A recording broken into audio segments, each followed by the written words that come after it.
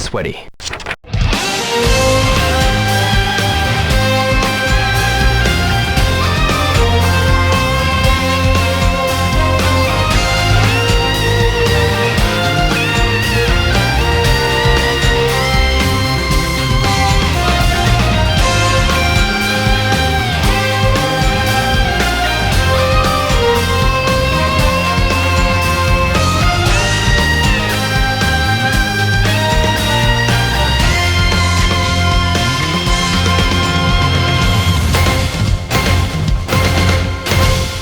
Hello and welcome to the Shenmue Dojo Show Season 5, Episode 4, our GDC 2000 special. I am Skilljim, of course, and as always, I'm joined by Matthew Oliver. How's it going, Matt? Good, man. How are you doing? Not too bad, thank you. Yeah, so at the time of airing, because we're doing this a little bit in advance, when this actually goes live, you should have joined the Shenmue Dojo group of dads. I should have done. Yeah, you hope so by that point in time. Hope so, yeah. I hope so. By this point, I will be sleep deprived, not know my name. It'll be good. It'll be fine. Looking forward to it. Although it's really weird saying looking forward to it when it will be here when people hear this, but never mind. True, actually, yeah. It'll already been and gone. You'd have thought, because, like I say, we're sort of doing this in advance, Matt. You've had this sort of almost like a concession plan for like getting things out there content wise. We've spoken about this before, but obviously it's just during your hiatus that you're going to be having a couple of months paternity leave from work and from the dojo. Yeah. So yeah, we've got this sort of in the back burner here, and it's still going to be a fun show. So essentially we've covered GDC as a previous topic, the 2014 version with Shenmue Musings. That was part of our Chapter Tales episode. Yeah. Today we're going to actually be doing the 2000 conference, which, to be fair, I didn't realise it was so long ago. I've seen this video ages ago. I can't remember anything about it at all. It's like been one of those things where I've just like literally probably just watched it once and forgotten about it. What sort of spurred this on and brought this up is we were speaking recently to Chase, did a really great interview that's also available right now. And obviously he mentioned the first ever event he worked on was GDC 2000, hence the reason for the show today. Did you want to talk anything about games, Matt, like what you've been playing in advance? Because obviously we probably won't be able to talk about this at the time. Well, I'm hoping to have played a bit of Doom The Dark Ages. I've got that on order for PC, if I can. Honestly, I haven't played much. I haven't had time. I've been getting ready for, the baby will be here. Changing nappies, probably, and and work's mental as well, and sort of loading everything ready for the dojo as well. I haven't played much. I really haven't.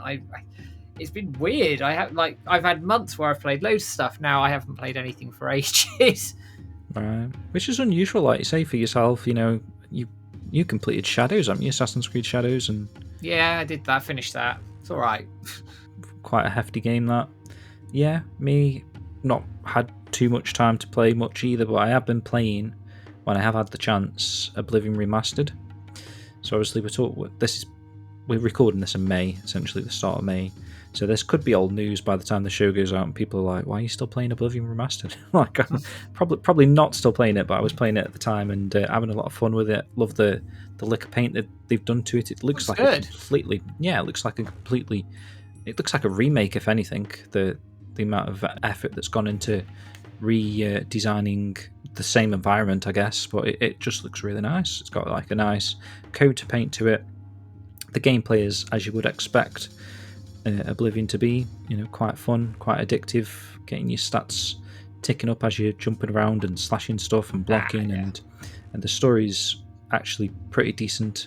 Yeah, I'm sort of previously in like these Elder Scrolls games, I've sort of just gone off and done anything. So if I pass a cave, I'll go in a cave and do a cave, and then if I speak to someone, they give me a quest, I'll end up doing a quest. But this time I'm sort of focusing, because like I say, my time is a little bit more deprived.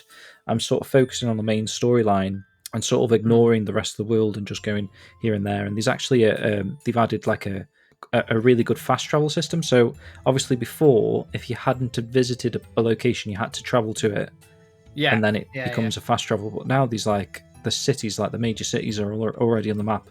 You can just jump around to them, which cuts out quite a lot of time. So, as someone with like a lot less time, that actually helps in this regard. I don't always like to see that sort of stuff. Like fast travel makes a lot of things too easy, if anything. But in the case of Oblivion, that's already a massive open world anyway, it definitely helps to sort of progress the story quicker. And the other game I've been playing, Matt, I told you a little bit about this, the House of Da Vinci VR. I remember you saying about that. Yeah, which is actually really cool. So it was brought to my attention by Dan Sheridan, who he used to be the Sega sort of social media manager guy, PR rep guy for Sega, just prior to Shenmue 1 and 2 Remastered being announced. Wasn't it? And then I think he was still there at the time of launch, so I dare say he may have had something to do with Shenmue 1 and 2 getting greenlit back in those days. I have mentioned the fact I actually met him once at PC Gamer Show. He invited me down to PC Gamer Show, and like the Sega sort of area. It was really cool, actually. They were handing out all these sort of scratch cards. Oh, nice. You'd scratch them off, and you'd be able to claim a free Steam game. And one of the scratch cards was like the complete Sega library was one of them, like a lucky card. Oh, wow. And I had a little chat to him, and I said to him, like, if Sega's doing anything with Shenmue 1 and 2 or Shenmue or whatever in general, can you give me a little wink? And he started like raising his eyebrows up and down, like dead, like immediately. Yeah. So cheekily, like he may have actually known something was happening back in those days. But yeah, so Dan brought this game to my attention and downloaded it, played it, and really enjoyed it. So like, if anyone of our listeners is big into VR, I'd definitely recommend this House of Da Vinci VR. It's like more so like a puzzler, so you're sort of in static positions, you sort of leap between puzzles, and then in front of you it's sort of like this tactile, you use your hands and you get involved and you're like sliding things around and clicking objects and piecing keys together and putting a key in, and then a compartment will fall down and there'll be like a some sort of a jigsaw style puzzle thing to get to solve, and then maths problems, and it's really cool how they've done it. It's like, if you ever remembered those sort of Japanese, I think they are Japanese, like ancient puzzle box things where it's like, I'm with you. I know what you know mean. What I mean? Like you slide this lever and flick something here, and then you're trying to get inside this box kind of thing, aren't you? It's got that kind of feeling to it, and it's really cool in VR because your hands are like sort of move over objects. So rather than like you just hitting your hand into a wall or your hand goes straight through an object, it's like I say, it's got this sort of tactile thing where like your fingers sort of hover over the objects, and it's like quite a unique feeling, really, actually, seeing your fingers sort of touch things and whatnot. So yeah, definitely recommend that if any VR players are out there. I need to get back into VR a bit more. I've not been into it for a year, man. We've just been busy with loads of other Shenmue stuff. I know, it's been mad. I haven't picked my Quest for a little while. I need to sit down and have another go with it at some point. It's time. It's just having the time to do it, isn't it? And get into that sort of thing. Like with any game at the moment, it's just bonkers. It is true, but VR I just absolutely adore, and I just wish, like I say, again, we had a little bit more time to get stuck into it. Right then, Matt, let's dive into some news headlines. We've got quite a lot to catch up on because it's been quite a while since the previous show. So we're going to dive straight first into this news. We had DualShock has come out with an article essentially naming their top 10 games that have aged like fine wine. Where did Shenmue come, Matt? Well, predictably, I know Shenmue likes these polls, doesn't it? Finishing again at number one. Number one again. In the poll of games that have aged like a fine wine on Dreamcast, and that's beating out competition such as Jet Set Radio, which is getting a new release this year at some point or next year, Sonic Adventure, Crazy Taxi, and Soul Calibur. So there's some pretty good competition there. Yeah. All very good games, but again, Shenmue's out there at number one, which off the back of the BAFTA for most influential video game of all time in that poll there. I think it's another feather to the cap, and keeping that sort of positivity around Shenmue and its influence definitely front and centre. Yeah, I know it's not like an award as such, but it's always nice to see Shenmue pop up on these polls, these lists, age like fine wine, as well as I guess a game that still plays good today as it used to back in the day, if not better. Maybe is that what they mean by aged like fine wine? Yeah, I think it's one of those games that, like, things that age like a fine wine, like that. Wine's supposed to get better with age. They're saying that games like that are supposed to get better with age, and I think that's exactly what they're saying with Shenmue. And you look at where gaming's gone, and I think what Shenmue did and what gaming doesn't do now, I think that's where that element of fine wine comes in. That, the world building in Shenmue is unrivaled. The atmospherics, the music, I think, is brilliant. There's not many games that do that, or certainly do that on the level Shenmue did, which I think is where they're coming from. Yep, makes sense. Going in sort of order from old to new now. So this dropped a little soon, sort of after the DualShockers list.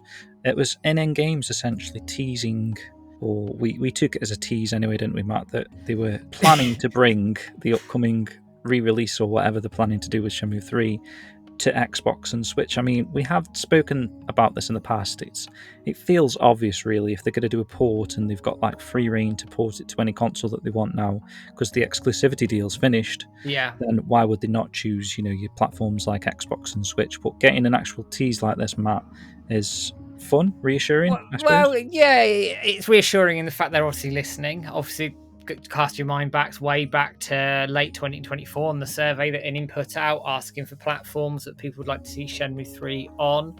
And then fast forward to what was sort of the end of May, and Quebec over on, this is on Blue Sky, believe it or not, basically just asked the question, so when is the game hitting Xbox and Switch too?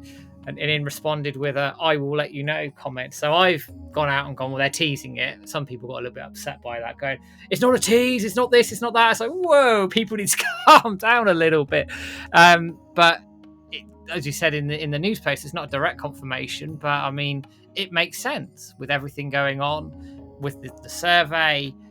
I just think it's definitely in the realms of possibility. I don't know about Switch 2, and the reason I say that is that a lot of developers didn't get the dev kits for Switch 2 particularly early, the third-party teams. So I don't know whether that's going to be something that's late in the day or whatever, or they just go to hell with it, we'll just do it on Switch 1 and then potentially force it through a Switch 2 if that's the way they're going to go. But I know it's been quite public that dev kits didn't reach a lot of third-party developers, publishers, until about 2 weeks before the Switch 2 released. So it's not a lot of time really to sort of do anything with it if they are going to, but it's great fun seeing these teasers and in games are, I guess, interacting with us, which is a lot more than I think previous publishers have gone and done. So it's good fun. Yeah, definitely. I think Switch 2 should happen. I mean, like you say, maybe not quite at launch, but maybe it's something they can tweak and upgrade to further down the line. I'm not quite sure, because you'd have thought that whatever they're doing with Shenmue 3, it might be difficult to port to the original Switch anyway. I don't know. I don't know from a technical standpoint. I mean, they got Witcher 3 running on the Switch. They had one of the Batman games running on it as well, but apparently they ran like garbage. But I don't think Shenmue 3, with all due respect, is going to have the level of technical implementation or technical stress that those two games will have, just because of what Shenmue 3 is. Mm-hmm. But I do think if it was on base Switch, you'd probably be looking at something like the very low graphics mode on PC in terms of the aesthetics. Yeah. So you won't see a lot of the foliage and stuff like that if they're going to go down that road. That's fine though. If they get it on Switch, fantastic, because it's a massive market. And a market that likes sort of the retro-y type games and those sorts of things. I guess the big question with this is, why aren't Sega putting the first two on Switch or Switch 2?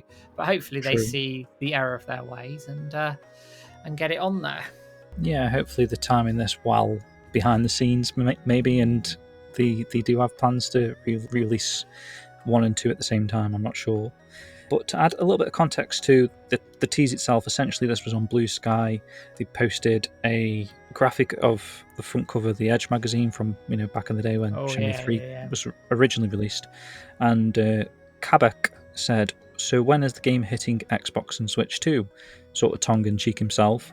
And NN Games responded, "I will let you know," with a smiley face. And then we had a little bit more context later when sort of reply to another post saying that, "Yeah, I can confirm that we're figuring things out. As always, development is more complicated than it sometimes appears, but we would love to do more Xbox stuff and we were trying to make that happen.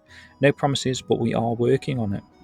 And then Matt, you actually did a little bit of you shared a screenshot, right, of a sort of a classic cam style for Shenmue 3 and also in games reply to that. Yes, I mean, people aren't aware that there's a mod out there for the classic camera. Obviously, I think Team Willing, she put that together, God knows how long ago.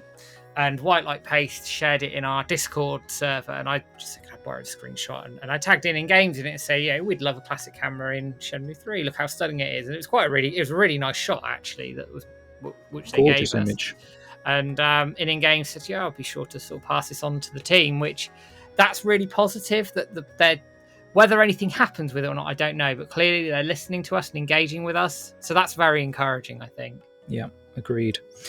Right, next up, we interviewed Chase, Matt, a few weeks back now, well, a couple of months ago, I suppose. You probably already heard the show, guys, but in case you hadn't, that is available to listen to and watch, because we did it in a video format as well, right now over on the Shenmue Dojo YouTube page or your podcast catcher of choice. Chase was such a great bloke, giving us a good insight into sort of the history of the Dreamcast launch, what he actually worked on with PR stunts, events, GDC, E3, a wealth of information, not only for Shenmue people that would be interested in learning a little bit more about some of the Shenmue promotion back in the day, but a lot about Dreamcast and Dreamcast games like Jet Set Radio, Space Channel 5 you mentioned, some of the merchandise that they produced as promotional press items for these types of games and stuff. So if you haven't heard that interview yet, guys, I would highly recommend you check that out. Quite proud of that one. Yeah, it's awesome. Okay, next up, I actually did a little video on this. This was Eric Calso coming out with a new Cameo service. So essentially, Eric's providing a voice message, video message type of service there. So if potentially you want to get like a friendly message from one of the many characters that Eric's voiced, maybe for a happy birthday message, or to give to a loved one or a family member or something, I don't know. Essentially, you could do whatever you like with Eric Calso's service here. He will record and produce a video message for you, essentially in the style of one of his many characters, Fukusan, Ren, Guizhang, obviously are the Shenmue characters, and obviously he's gone beyond that with Jackie Bryant from Virtua Fighter, Captain Falcon from F-Zero, is it? Tekken character he does, Phoenix someone. Paul Phoenix, yeah. So if that's interesting at all, links to all of the news bits and bobs that we're talking about here will be in the description below, guys. So yeah, jump on Eric Calso's brand new service there if you're a fan of Eric. Highly recommended. Matt, you can talk about the next one a little bit now. So we've actually reached the 1 year anniversary of the Times Square stunt that we did, and also recently the 10-year anniversary of the E3 announcement, which is absolutely mind-blowing to me. Oh, it's absolutely insane, isn't it? When you think, well, start with Times Square, obviously a year's disappeared. I don't know how quick it feels like, doesn't it? It feels like a few months ago we were doing that. That's the whole Times Square stunt. I did a video on it, just sort of, again, summarise how it came about and the impact that it had. I mean, we all know, most of us who've obviously been around the community for a long time know it went viral. It was on major gaming websites. We were interviewed by Eurogamer. I went to Gamescom that following August, and I had a few people say to me there, look, we saw that, what a way to sort of raise Shenmue's profile. And it was almost like a sort of, I guess, a line in the sand following your interview with Yu Suzuki at WiseNet in May. We published it in May, you did it in April, for the Shenmue community to sort of really step up and make some noise. And actually since then, we've been trending for months and months on end over on social media, on X and Blue Sky, and I think that the campaign is going in a good way. So it's just a nice thing to celebrate that side of things. And obviously, James, you were there at the time with me when we streamed it. It was mental at the time, wasn't it? It was great to see. Yeah, absolutely loved it. And seeing it live as well, like not in person, but obviously on the stream footage, the camera footage of the actual advertisement board going up on display. It's just incredible to think that how many people must have been in that little area, and it just maybe caught their eye for that brief moment or whatever. It was awesome. Even if no one saw it, happened to see it in person, I don't know. Yeah. I'm sure someone would have, but just the fact that it was there, advertising Shenmue in 2024 at the time, is amazing. I think it's a full circle moment from like the Akihabara bloody billboard that we saw back in the day, and some of the promotion when Shenmue first came out, it's nice to provide a little bit of promotion for at least this community effort that we're trying to. Well, we're still in. Was it like the 15th month we're coming up to now? Something like that, yeah. Yeah, so it's crazy, man. But I love it. I'm glad it went slightly viral. That stunned. It definitely went viral. I'd argue the only thing that beat it was the recent BAFTA poll topping thing.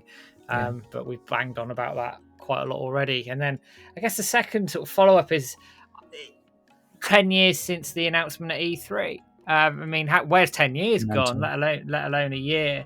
And again, I just popped a little video together to sort of celebrate that moment. That it was almost like everything was vindicated there in terms of the Shenmue community, the push at the time for Shenmue 3 and everything else. And the idea was just to celebrate that moment in time. I know you're always going to get some negative Nancy's out there going, man, I didn't like Shenmue 3, blah, blah, blah. Whether you like the game or dislike the game, that's fine. I frankly, at this point, don't care anymore. But that moment solidified in gaming. It is a gaming, it was seismic, that thing that Shenmue 3 was announced. This impossible game was announced, and the Kickstarter and the success that sort of followed it on from there. Absolute seismic moment in gaming. It was a trifecta at E3 2015 with Sony, with Final Fantasy VII Remake, The Last Guardian making its random return, and then obviously Shenmue 3 and all the reactions to it. So whatever you think of Shenmue 3 afterwards in the final game, you can't argue that moment is etched in gaming history. It's probably one of the most important moments in gaming history, because I think it shows communities that if you do mobilize, if you do want something, you do want to push for something, it can happen, and miracles can happen. And we obviously are aiming to make history repeat itself and get Shenmue 4, aren't we? But again, just what a moment in time. And that shit crazy. Everybody knows where they were when that game was announced. I don't care whether you're a Shenmue fan or not. If you're a gamer, you will know where you were when Shenmue 3 got announced. That's how big that announcement was. I bet many people were asleep, mate, because wasn't it like 2 in the morning or 3 in the morning? Wow, yeah, it was quite. Well, we weren't, but yeah, we went to sleep, man. I remember exactly watching that live and just having my jaw drop to the floor. Historic moment. Yeah, that's all we can say. Historic moment, and hopefully we're going to repeat that one way or the other with Shenmue 4. Come, maybe, hopefully. Right then, Matt, let's dive into a little bit of Shenmue merchandise news now. So Shenmue figures we've spoken about in the past previously. These are actually available to buy in stock, shipping right now. Many people have already had them. A lot of chase cards along with them, like the bronze, silver, metal plates that are included with some of them very low percentage. I'm extremely jealous of people that have been picking them up. I've been monitoring all people's Figgies unboxings and openings and stuff, and I'm always like so jealous I got nothing from mine, and watching people get like 3 out of 12 is crazy to me. But yeah, these are available right now, Matt, and they're awesome, right? They are fantastic items. We were lucky enough to get sort of a set ahead of time to unbox for a video, and yeah, they are genuinely really good items that have been put together by people who understand Shenmue and understand the franchise and what makes Shenmue fans tick. Now, if we want more Shenmue stuff, we need to get these sold out. It was selling pretty well from what we understand, which is great. Obviously, Figgies have launched lots of other lines since then, so I'd be interested to see where Shenmue sits now. All these other franchises have launched as well. But if Shenmue's selling well, they'll do more.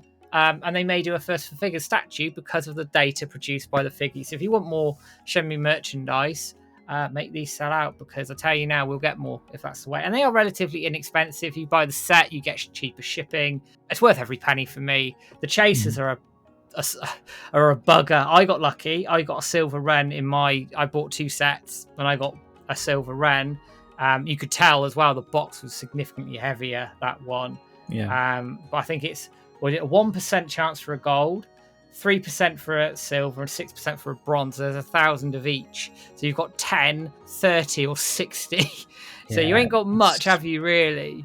It's almost impossible, really. I mean, I'm surprised, actually, I've seen as many as I have, considering I'm assuming these would be out like the first 200 of each figure, maybe. And there's been quite a few popping up already, so and like the other franchises that figures are doing, like not necessarily the Shenmue ones, but I've been surprised to see loads of chase cards for like Sonic and all sorts of different franchises. So I'm not quite sure how they're randomly distributing them, but next order, please randomly distribute them to mine, because I'm dire need of a Shenmue figgy chase. But yeah, awesome stuff, guys. So you get a Ryo, a Shenhua, a Ren, and a Lan Di figure if you want. You can buy the full wave right now, or individual figures. Just buy whatever you want, really. That's available. Other Shenmue merchandise news. So this is old one now. This is Limited Run Games' Shenmue, line of merchandise essentially for the 25th anniversary of the Dreamcast that they're doing different lines for. The Shenmue ones, some of the stuff's shipped. I did a video on the t-shirt, the poster, the skateboard, and the hoodie. So those are the items that are in stock and have shipped. If you selected the shipping, say if you bought everything but you selected the shipping to have them in separate shipments as and when they're ready, which is what I did, then you will have already got these items. But if not, the full order is going to be shipping at the tail end of September. It's just been delayed again, right, Matt? Yeah, and I was one of those people who put it all in one shipment, so I'm not getting any of my stuff until the end of September. I will say from the unboxing you've done and some of the items I've seen out on social media, they do look very, very good. I think the quality of them looks decent. The skate deck's really cool. Yeah, it is cool. I regret not buying 2 of the hoodie because I've seen that out and about, and I'm like the look of that hoodie as well, and the t-shirt's great. But yeah, it's just unfortunate it's been delayed. But limited run stuff, it does always turn up, and I'd always say 9 times out of 10 it's pretty damn good stuff. It's just the weight's a bit of a pain in the neck, really, isn't it? That's true. I mean, people have criticised the sort of lack of design. Like, it's just the t-shirt is literally just the logo, the hoodie is literally just the mirror crest, but it's nice how they've done it. They've done the t-shirt as like a raised sort of bubble effect on there, and the mirror design is in like gold metallic, a little bit glittery on the hoodie. The hoodie's really nice, actually. I've been wearing that, and like you, Matt, I kind of wish I bought 2 of them to keep on seal, because I know I'm going to be wearing this a lot more now, and it'll probably fade and get dinner down it or something at some point. So I'd like to keep one sort of fresh for the collection, but you never know, they might end up putting them on sale again, maybe around when the Shenmue 2 line comes up. Maybe they'll think, let's make Shenmue 1 stuff available again, because they did do something similar with the Sonic merchandise. Yes, they did. When they released the Cross Worlds limited edition, you can buy absolutely. Sonic stuff. So there was always a chance, I suppose. Yeah, there was a tail end, wasn't there? Some bits and pieces there. So if there is, then I'm certainly going to grab a second hoodie. We'll just have to watch this space. And the Shenmue 2 line, wow. Exactly. Is it Space Channel 5 just finished? Is that it? So yeah, who knows what's going to come next? Who knows what's coming next? Could be. Matt, you wanted a brief mention on this, right? So there were some leaked sales figures from Sega. It's very topical. How does that relate to Shenmue then? Wow, depending on who you talk to, apparently my take on this is very interesting, or some people would say insanely warped and don't understand where I've got this take from. Frankly, it's people's opinion, it's the internet, it is what it is. So to cut a long story short, Sega did on June the 18th a management meeting where they went through sort of the current situation at Sega, sales and where the strategies are for the short, medium and long term going forward. They talked about mobile gaming, football manager cancellation, all that sort of stuff. So anyway, in this presentation, I think about sort of 20 slides in or something like that, they've got this, I say table, it's not actually there yet. They've got this area for a table which should have sales figures in it, but they said that the content was currently under adjustment. Now, it's been changed since the document's been updated, but in the original document, what had happened is the PDF would obviously grade everything out, but you could still select everything, copy and paste it into another document. So somebody on Reset Era has gone and done that. Gamatsu have then got hold of it. And basically, Sega have accidentally published the sales figures for a lot of their key franchises historically. So you're talking like your Sonic Superstars, your Sonic Frontiers, the Like a Dragon series, Persona, so Team Sonic Racing, Total War, those sorts of games. So you're thinking, okay, this is I'm just nosy, I'm interested to have a look at it. Specifically the Like a Dragon series, and I'll note some other sort of key ones as well. But like Sonic Superstars has done just under 2.5 million, 2.43 million sales it's done, which is pretty good, which considering it got sort of panned a little bit, I thought it did quite well. Frontiers has done over 4.5 million sales over the time since it's been released, so again, pretty good. But the Like a Dragon series is the one that comes out for me here.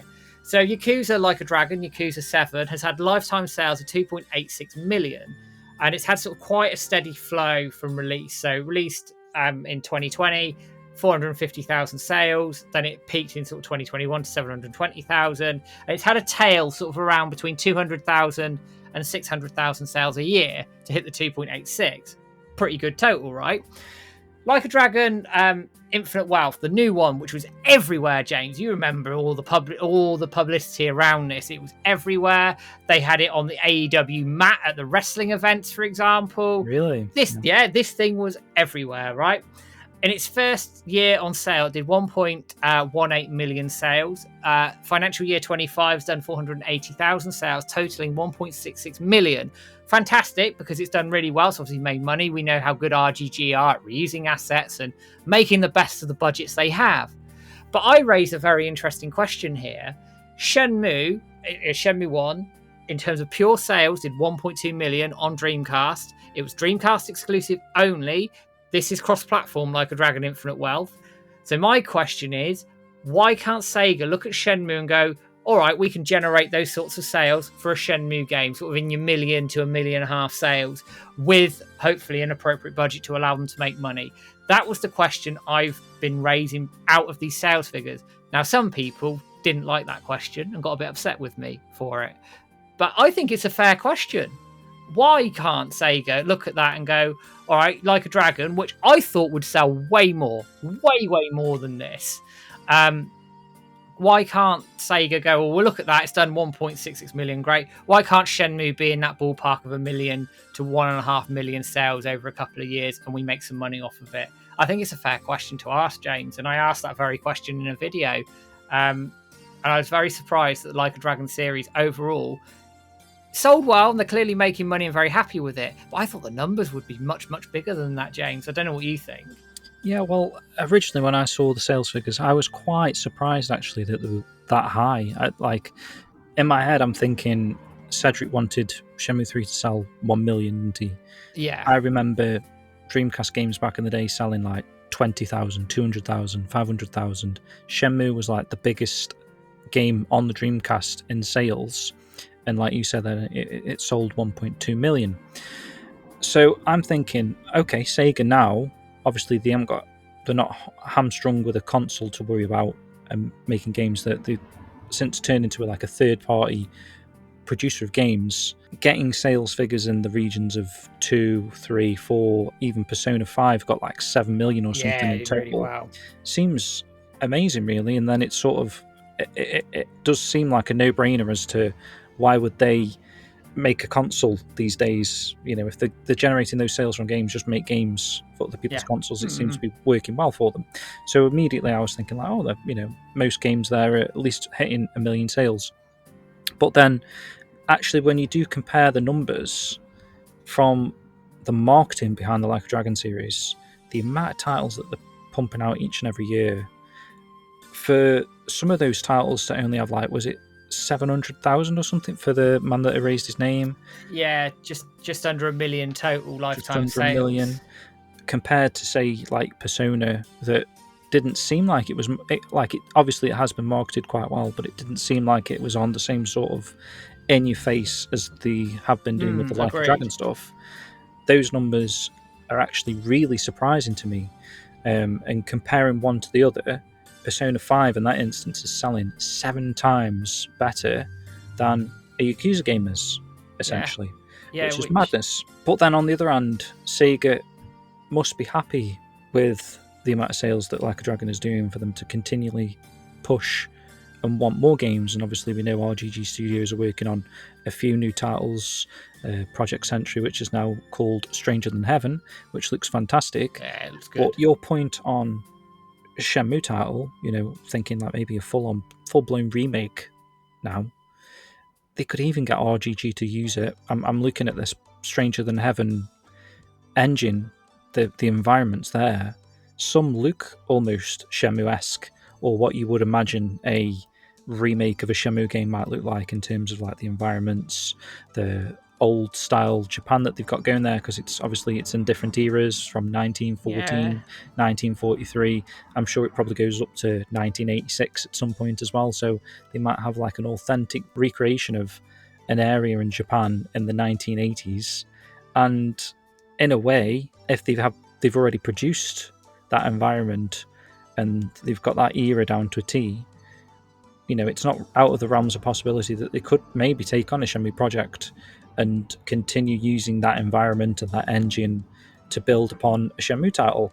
And I do think if they market it under that umbrella of RGG Studios, or not necessarily as part of the Like a Dragon series, because that would be mental, but just as a project under that umbrella, I think it would generate enough hype to at least match the sales of one of these Like a Dragon titles that we're seeing the sales of here. And I think you're automatically going to get a seal of quality with RGG doing something like that. I think people would just be intrigued by it because it's RGG doing it. Whether people liked Shenmue originally or not, that sort of goes and falls by the wayside a tiny bit, I guess, with that side of things. And also, you've got a brand recognition with Shenmue, haven't you? It's an IP that people have strong opinions about, which is, for apparently a dead franchise, is quite interesting in itself. So there's plenty there, I think, for Shenmue with Sega if they wanted to go and do it. The key question is, what's the budget that they are going to need to potentially either remake a Shenmue or do a new Shenmue game or a Shenmue, whatever it's going to be, to then make enough money to then generate the appropriate sales and all the rest of it. So that 1.5 million that I talk about, is that appropriate enough with a budget that they can secure for it? Going to make them enough money to then go, all right, Shenmue is now viable, it's profitable, let's make more Shenmue games. That's the question. And that's why I brought it up with these sales figures, because I look at them and go, they're not that high for Like a Dragon. They're not like gangbusters. You see like God of War, Spider-Man, 10, 20, 30 million copies. They're not that high. I'd expected, Like a Dragon to be 5-6 million. It's not. So I think Shenmue, given that it is a potentially niche IP, has the potential to reach those sales numbers with the right marketing, with the right quality of game. And I think it's a fair question to go ahead and ask. But it probably leads us into the next bit of news, James, here, is our friend Ryo is making appearances elsewhere. That's true. So we know for a fact he's making an appearance in the upcoming Shinobi Art of Vengeance title that releases in September, which I'm really excited about just in general. It looks fantastic. I was listening to the Easy Allies talk about their hands-on experience with Shinobi, and they were saying it was like such a 10 out of 10 incredible experience. It feels fluid, it looks amazing, it plays really well, and every time I see a new trailer that Sega are releasing, because they're releasing quite a lot of trailers currently, it just gets me more and more excited to play this game. I'm a Shinobi fan from back in the day, and I do think Lizard Cube, who are behind this upcoming Shinobi title, are doing a great job at almost making this potentially a timeless classic themselves. I think it could really stand the test of time. From what I've heard about people who have played it already, it looks like it's shaping up to be, a Game of the Year contender in a sense. So I'm really excited about that, and the fact that Ryo Hazuki was spotted in like a millisecond frame in one of the trailers from Kurimaru, who pointed this out, which is where we found out about this little Easter egg that's in the background. And Flagship, actually, Discord Dojo member, told us a little tidbit that actually in Streets of Rage 4 there was a Shinobi Easter egg. Yes. So I don't know.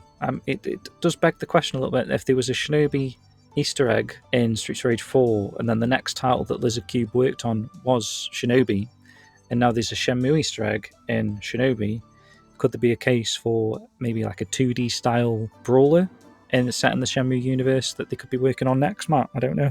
Well, it could well be. You look at Streets of Rage 4, and that was like, I guess, the tester for then Sega to pick up Streets of Rage going forward, and the success of that game was phenomenal. It was a brilliant game as well, Streets of Rage 4. If you haven't played it, go and play it now. As you say, James, the hype around Shinobi at the moment is fantastic. It looks brilliant, but it could be that little teaser. There is room within Shenmue as an IP to do more than just the traditional Shenmue 3D open world. I say open world, you know what I mean, type game. I don't think the IP's been exploited enough in terms of other projects, other things to go ahead and make money. So a 2D side-scrolling beat-em-up type game using like Rio, a WoW, Fukusama, whatever, and they're like fighting through the streets of Dobuita or wherever to tell a story within the Shenmue universe. I think it's a good idea. It's not going to be massively costly in terms of budget. I think given that Lizard Cube at this point in time, if they were to do a Shenmue 2D thing, would have two really solid, brilliant games behind them in terms of Shinobi and Streets of Rage. They're proven in that area of those 2D side-scroller beat-em-up games that are out there. With the right marketing, the right push. Hello, Lizard Cube. Our DMs are open. I think we again could make some money from Shenmue here, and maybe that serves as a tester for them widening that Shenmue scope into those bigger type games. I think we'd be silly to cut that avenue off completely and turn our noses up at it. I think it's something that with the right game could be done very, very well and could sort of almost give us a bit of a brand reset and a tester for things moving forward. And as you say, James, with that Shinobi teaser in Streets of Rage 4, which is quite blatant actually when you see it in the game now, and this is quite blatant with Rio. I know it was in a millisecond clip that we saw. It just begs the question, maybe there are some discussions happening behind the scenes that we don't know about, which would be brilliant, and I'd be on it day one. I'm sure you would be as well. And Lizard Cube, you're in good hands, especially after the catalogue of amazing titles that they've got under the belts now. Streets of Rage 4, Shinobi. They did the Monster World games, I think. They did something like that, didn't they, as well? Yeah. So definitely good calibre of person behind like a 2D based game anyway. Shinobi seems to be like the culmination of like the skills and talent that they had from Streets of Rage 4. It looks like this game is going to be brilliant, incredible, like a masterpiece. Yeah. So really looking forward to that. Not so much confirmation now, Matt, but I hope more so, because obviously Rio did pop up in previous titles of this franchise, but we're looking and talking about here Sonic Racing Cross Worlds. So they do have unlockable characters. They do have 3 DLC characters that are Sega based currently. You've got Joker from Persona, you've got Ichiban from the Yakuza series, and you've got Hatsune Miku. And then there's like a bunch, I think there's 10 question mark characters that could potentially be Sega characters, and hopefully one of those Sega characters would be our man Rio, Matt. Yes, it could now. As you said, James, he's been in the previous All-Stars and Transform games from years gone by that were developed under Sumo Digital. This is being developed internally at Sega. I think it's Sonic Team that are developing the game itself. Takashi Iizuka was interviewed through Famitsu.com a few weeks back. And it turns out Famitsu are fans of Shenmue, which isn't really a surprise, actually, looking at, I think, some of the things they've done with Shenmue in the past. I know they celebrated quite heavily the 25th anniversary of the Japanese release, which will be interesting to see what Sega do for that come November/December this year. But they've essentially asked the question and said, look, we've got a huge Shenmue fan on our staff. Rio was in the overseas version of Transformed. Is there a possibility that he will appear? And Iizuka came back and said he can't answer about unannounced characters yet, but he said the possibility isn't zero. He said they can't put in everything, and we're planning to add a character each month. So we're selecting popular characters and IP from Sega. So the pessimist in me is going, well, he's already sort of prefaced that. We're going, yeah, we've heard you about Rio, but we're not going to do it.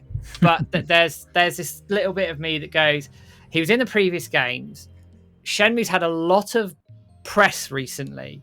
Lots and lots of press recently, which has been down to the community and the efforts that have been going around that. In games are obviously doing something with 3. I don't know. The stars here are aligning for something like that, again, for Sega to dip their toe in the water.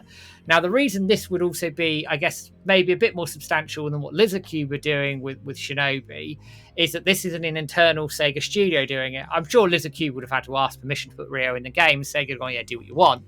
But if an internal Sega studio is doing it, that says to me that Shenmue internally at Sega maybe have turned a corner just slightly. And if he does appear in Cross Worlds, that's going to be, for me, I think, a real sort of eyebrow raiser in terms of, hang on a second here, is there potential that Sega might just might be considering to do more with Shenmue, and this is a good way of getting sort of Ryo's name out there, given that the previous Sonic Racing game sold about 3 million copies already, and they're really pushing this one. You've already got like characters from Minecraft, SpongeBob SquarePants in the game. They're going everywhere, aren't they, with all this sort of cross IP stuff? So they're aiming to sort of broaden this as much as they can. So if this, say, sold like 6 million copies, I'm pulling a number out of thin air, and Ryo's part of that DLC, that's 6 million people who get exposed to Ryo. And then you start building that momentum from there. So it's a we'll see. No-brainer in my head. Like, well, it's a no-brainer in my head. It's not going to take much for them to just knock out a little character. They don't have to do a track, but just as long as the little character's in the game, I don't really see the big issue there. But I suppose it's we'll have to wait and see.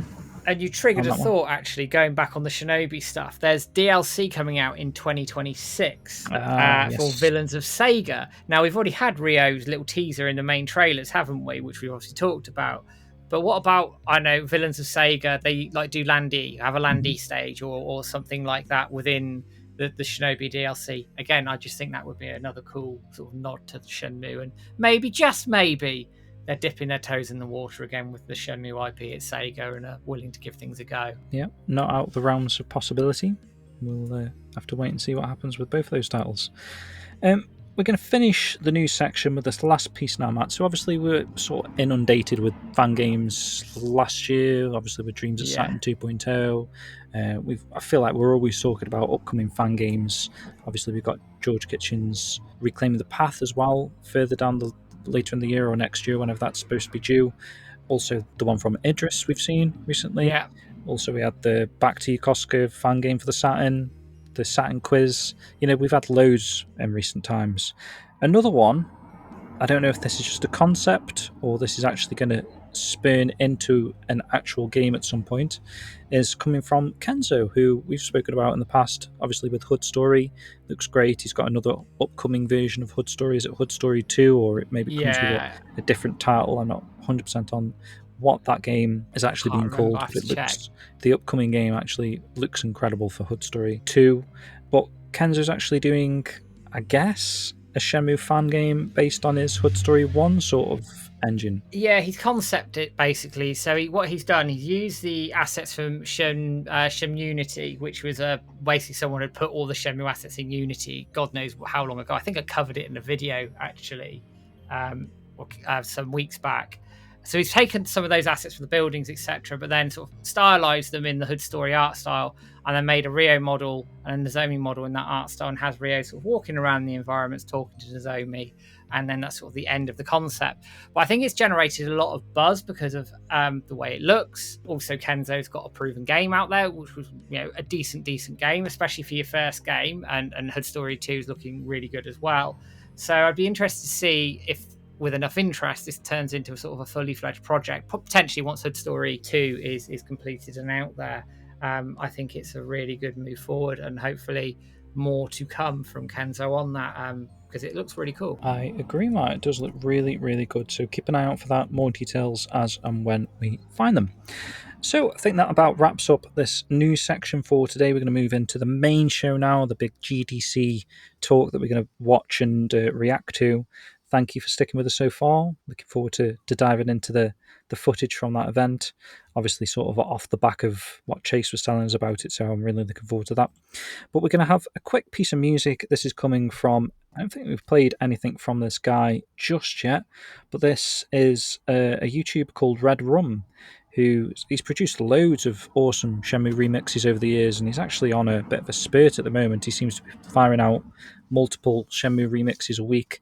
And he's actually, we're assuming this is AI, right, Matt? Because it sounds a little bit AI vocals on this one. But he's actually produced a lyrical version, the Nightfall theme, which obviously everyone loves Nightfall theme from Shenmue 1. Awesome piece. But this is actually a banging piece of music he's created here. And the lyrics... It's really good. If he's come up with these lyrics, or AI's come up with them, I'm not sure, but they sound so good. And depending on your stance on AI music, I still think you're going to enjoy this piece. So yeah, check it out, guys.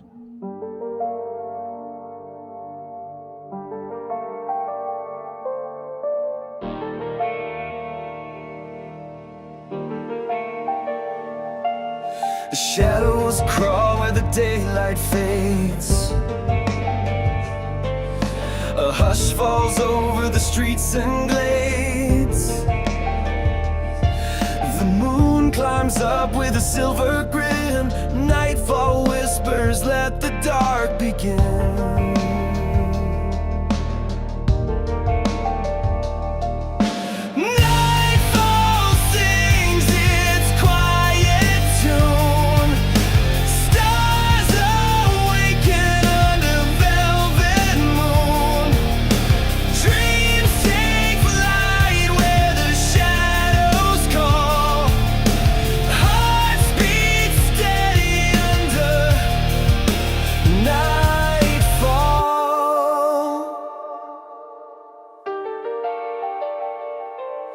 City lights flicker like fireflies. Secrets breathe in the midnight skies. The air is thick with stories untold. Nightfall weaves its magic bow.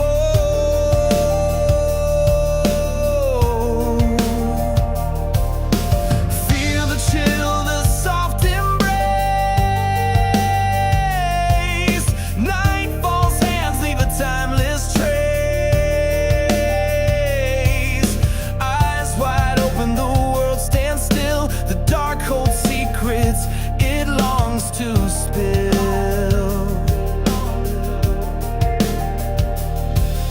Nightfall sings its quiet tune. Stars awaken under velvet moon. Dreams take flight where the shadows call. Hearts beat steady under nightfall.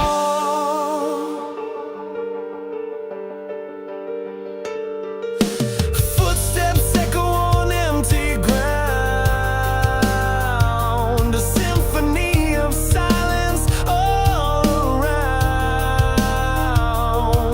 The night is young and full of grace. Nightfall's beauty time can't erase.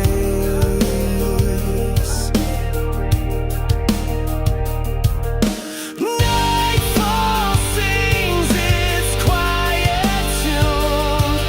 Stars awaken under the velvet moon.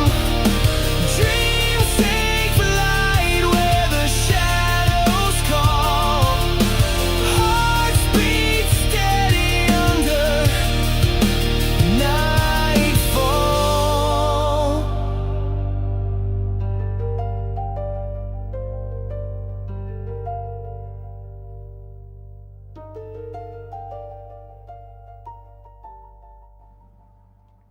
Welcome back. That was Nightfall, the Red Rum remix lyrical version from Red Rum. Right then, so let's get stuck into GDC 2000 now, Matt. So I've got a little bit about GDC in general, so like in case anyone isn't aware of what this type of show is. So essentially it's the Game Developers Conference. It's the world's premier event for developers who make the games that we love. GDC is the destination for creativity, innovation, and excellence. It's no wonder that some of the biggest names in gaming got their start at GDC. Over the past 30 years, and this has been taken from the website as it is today, so it's 3 decades worth of GDC conferences, which is really cool to see. It says GDC have brought thousands of developers together to learn, grow, and connect. Our agenda is curated by leaders in the game community to empower attendees with the knowledge and skills that they need. Expect awe-inspiring talks, great networking opportunities, and the latest technological achievements during this life-changing 5-day experience. Whether you're a game developer, industry leader, or company looking to grow your reach and realize your potential, GDC is the place for you. It says GDC is for game developers at every stage of their career looking to learn, grow, and network. These include programmers, artists, producers, game designers, audio professionals, QA, business leaders, and more. So yeah, it's like a jam-packed show for developers. It's huge. You get a lot of sort of big announcements there these days as well. You get like games announced there. You get all sorts of deals are done there. I mean, biggest one being 2014. Yu Suzuki talked to Mark Cerny, and we ended up with Shenmue 3 being announced as a Kickstarter a year later. I mean, there's other things going on behind the scenes as well, but you see the point. Lots of things happen at GDC behind the scenes. It's a big event. They quite often announce new technologies or show off the latest tech as well. I'd love to go, but it's really expensive. Like, it's insanely I'd love expensive. to go, especially if there was like a Yu Suzuki talk again. Oh yeah, you'd be all over that. So, can the general public just go there, Matt? It's not specifically for game developers to sit in the audience, is it? Or... I believe you can, but it's like hundreds of pounds for a ticket. No, wow. So I mean, if you've got hundreds of pounds spare, want to fly over, feel free. I mean, it's a lot of money. Once in a lifetime experience to have a conference with Yu Suzuki. I suppose it could be worth it. And at this event in general, there was quite a few other key names. So this is a little bit about the 2000 event itself. So they must have just announced the speaker lineup here, because this is where I pulled this from. So it says, among the more than 200 lectures, seminars, roundtables, and tutorials are standout sessions by Yu Suzuki and Yuji Naka from Sega Japan, Phil Harrison of Sony Computer Entertainment America, and Randy Thom, or Tom, I don't know. Is Thom Tom? Tom, I think, yeah. Tom, okay. And Doug Chiang of Lucasfilm. Hasbro Interactive's Tom Dusenberry will present this year's keynote address. The industry pioneers involved with the conference and advanced sessions are pushing the envelope with creativity and vision that will solidify games as the dominant entertainment platform of the 21st century, says GDC Director Jennifer Palker. The conference runs from March the 8th to the 12th. So what's interesting, from when we were talking to Chase, Matt, he was saying that obviously this was the first ever event that he worked on specifically for Sega, for Shenmue. I think he did mention that they did something with Space Channel 5 as well. Yeah, he did. Tetsuya Mizuguchi, I feel like, is the guy, obviously, of like Space Channel 5, Res, Lumines, Tetris Effect, that guy. He must have been in attendance as well.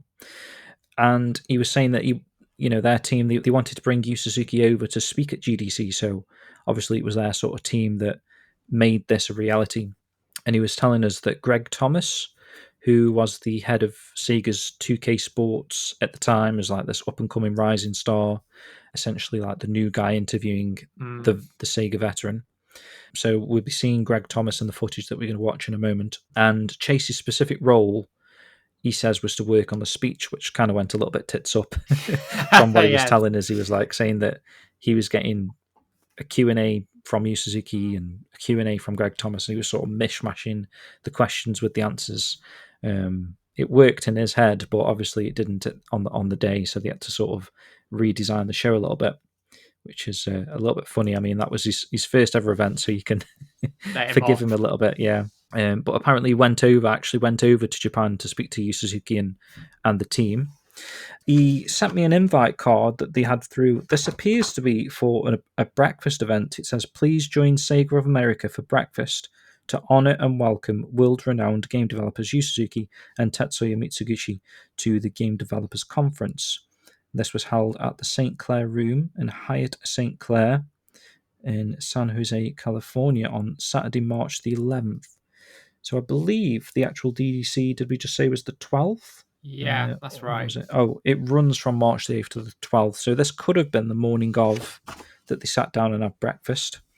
I'm not sure who else was invited to that, but that's interesting. And he also sent us a document, Matt. I screen grabbed this, but I'm pretty sure he will send this. Do you want to read this? If you can read it, it's a little bit hard to make out, but let's have a look. See if you can read that. I think I can. You can make out 99% of it, I reckon. So this is something that Chase sent over. He was showing it actually in the interview, and then he sent us over a better quality copy of this essentially. So this was I guess a little bit of information about this talk specifically. Yeah, so I mean, this is like a summary of what Yu Suzuki is, what they're going to be talking about, and everything else. So it says here, the role of reality in epic game creation, Yu Suzuki, Sunday, March the 12th, and it's between the hours of midday and 1 p.m. at the San Jose Civic Auditorium. So it reads, Yu Suzuki, legendary leader of Sega's AM2 arcade team and project leader for Shenmue, discusses reality as a key component in the ultimate fantasy of video games. The epic game in particular, like the epic novel, lends itself to the highest level of imaginary wandering. However, a complex world only becomes it says immerse, and meaningful when it reflects real-life behavior and values. Suzuki-san talks about creating a game is what the player makes it, and how to sustain that vision throughout development. And it says here, Yu Suzuki, Sega's leading game producer, joined Sega Enterprises in 1983. His latest creation is Shenmue, the top-selling epic game that far surpasses all previous games in content quality and graphics. So they're bigging this up, and they're not wrong either. Hyping it. Earlier in his career at Sega, Yu served as a programmer and game producer in his second year. He created the world's first simulation arcade game entitled Hang On. Suzuki-san vitalized the video game industry both technologically and culturally. In 1993, he created the internationally renowned arcade hit Virtua Fighter, the first 3D animated computer fighting game. For the first time in the history of the Japanese gaming industry, Virtua Fighter was added to the Smithsonian Institution's permanent research collection on information technology innovation and is currently kept at the Smithsonian National Museum of American History in Washington, D.C.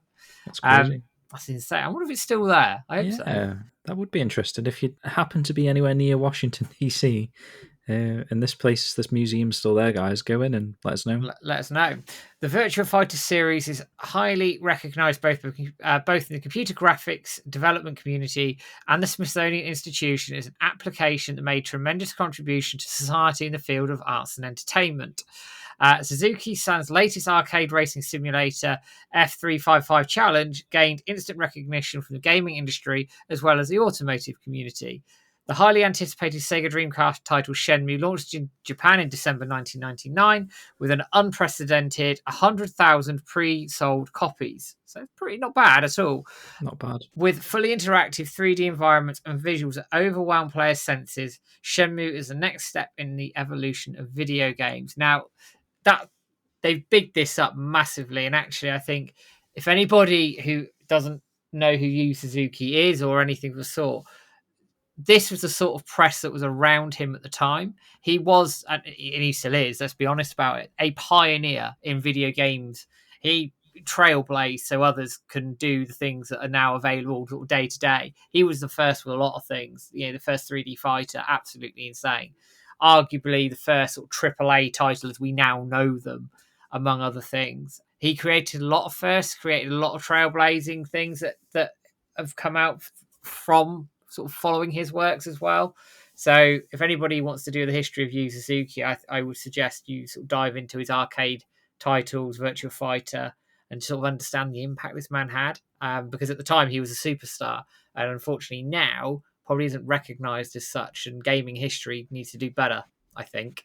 Yeah, I agree. He's still a superstar to us, but the general public... they wouldn't know who he was. They wouldn't have a clue. Yeah, exactly. If you were asking random people like, who's this? Showed a picture, who's this? Or have you heard of Yu Suzuki? They wouldn't be able to tell you who it is, which is unfortunate because, like I say, they show a picture of bloody Miyamoto or whatever, and they probably would, which... I think Yu Suzuki's definitely on the same level as Miyamoto. And like Hideo Kojima is another one. I bet you a lot of people would know who he was. Now, not to obviously have a pop about Miyamoto or Kojima, but Yu Suzuki should be held in that sort of category, if not higher than Kojima for me personally. I think Kojima's done some brilliant games, but I don't think he necessarily trailblazed like Miyamoto or Yu Suzuki did. It was back in the day, you'll remember this, James, as well. It was like Suzuki versus Miyamoto, Sega versus Nintendo, that whole thing. And they were sort of on par with each other as these two industry greats. And unfortunately, while Miyamoto is still quite well recognised and still very active at Nintendo, Yu Suzuki's obviously gone down a different path. And I think history's forgotten him a little bit. And again, that's personal bugbear of mine. Yeah, well, look at all like the industry firsts he did. There's a couple that are recognised here, but also, there was more than that one. There was like the technology behind some of the arcade machines in general. The first 3D fighter racing game, open world game, revolutionised the gaming industry throughout his career, and there isn't many other game developers that have had such an impact on the gaming industry as Yu Suzuki has. No, there's only a handful of them, and I think gaming needs to probably look back where it's come from a little bit. When you think now of like games like GTA 6, which looks absolutely stunning, Yeah. and people, it's going to be one of the biggest selling games of all time, if not the biggest selling game of all time, biggest grossing game of all time, and everything else. It doesn't happen without the roots that these people set way, way back, and I think that's where gaming needs to really promote its history a bit more, which is obviously why we're doing GDC 2000 today. Very good point, Matt. Yeah. But yeah, the 100,000 pre-sold games and that little comment there, that's quite interesting, because if you think that is solely Japan at this point. Yeah. So it's not a bad figure really to begin with. No, it's pretty respectable given the install base of the Dreamcast at the time. Obviously, it hadn't launched in the West yet. Shenmue, I think it obviously sold more in the West eventually anyway. Yeah. But it's still 100,000 copies isn't bad. And you've got that tail coming through. Then you've got the Western release, which then obviously the sales spike again. I don't think people look at it now and go, oh, only 100,000 copies. Yeah. But back then, that was considered pretty good. Like I say, that was just pre-orders. And when we were looking at the figures of Yakuza, right, Matt, back in the day, they're uncomparable really in Japan. Wasn't it like 35,000 in the West, rather? It was like 35,000 total. It was total. It didn't sell very many in the West at all, and then obviously Shenmue sold a lot more, but obviously Sega persisted, and we all know how that story ended. Yeah, good point. Right, let's dive into this GDC. So essentially, this is obviously a chat with Yu Suzuki. There's like interview questions, some gameplay footage. He's sort of essentially showing what Shenmue is all about. So this video footage that we're going to watch is coming from, we're going to be watching the Shenmue Master version, but it is actually available on the GDC Vault YouTube channel. The Shenmue Master version, just for some reason, has an extra 5 or 10 minutes at the start, which I thought was worth us watching as well. Yeah. But taken from this sort of GDC Vault page, it's saying, in this classic video, Shenmue director and designer Yu Suzuki appears on stage at GDC 2000 to talk, frankly, with the help of an interpreter, about his unique approach to game design. So even though you will be hearing some Japanese guys, there will be an interpreter, so we're not going to be translating it on the spot, because that job's done for us. Sega left a mark on the game industry when, at the end of 1999, it released Shenmue for the Sega Dreamcast. Less than a year later, Shenmue director and designer Yu Suzuki appeared on stage at GDC 2000 to talk about his approach to game design and the challenges of navigating the game industry. He also speaks about the process of developing Shenmue and touched on the games he'd worked on at Sega, where he started in the 80s, working on arcade games like Hang-On and Space Harrier. But Shenmue was the star of the talk, appropriately since it had just come out, and Suzuki shared quite a bit of behind-the-scenes insight into how it was designed. The video recording of his appearance in 2000 is well worth a watch, especially given that Shenmue games have had a long-lasting influence on the game industry. Look at the Yakuza games, for example. So it all ties in quite nicely. While it was previously hard to find, we're happy to confirm that you can now watch the video for yourself over on the official GDC Vault YouTube channel. Right then, Matt, so let's get stuck in. Excellent. So we're going to do the typical countdown. Okay. You got it all the way back to the start. All the way back to 0. We're all good. Okay, let's watch and react then. So 3, 2, 1, go. I just need to turn that down because that sort of rumbled in my ears then.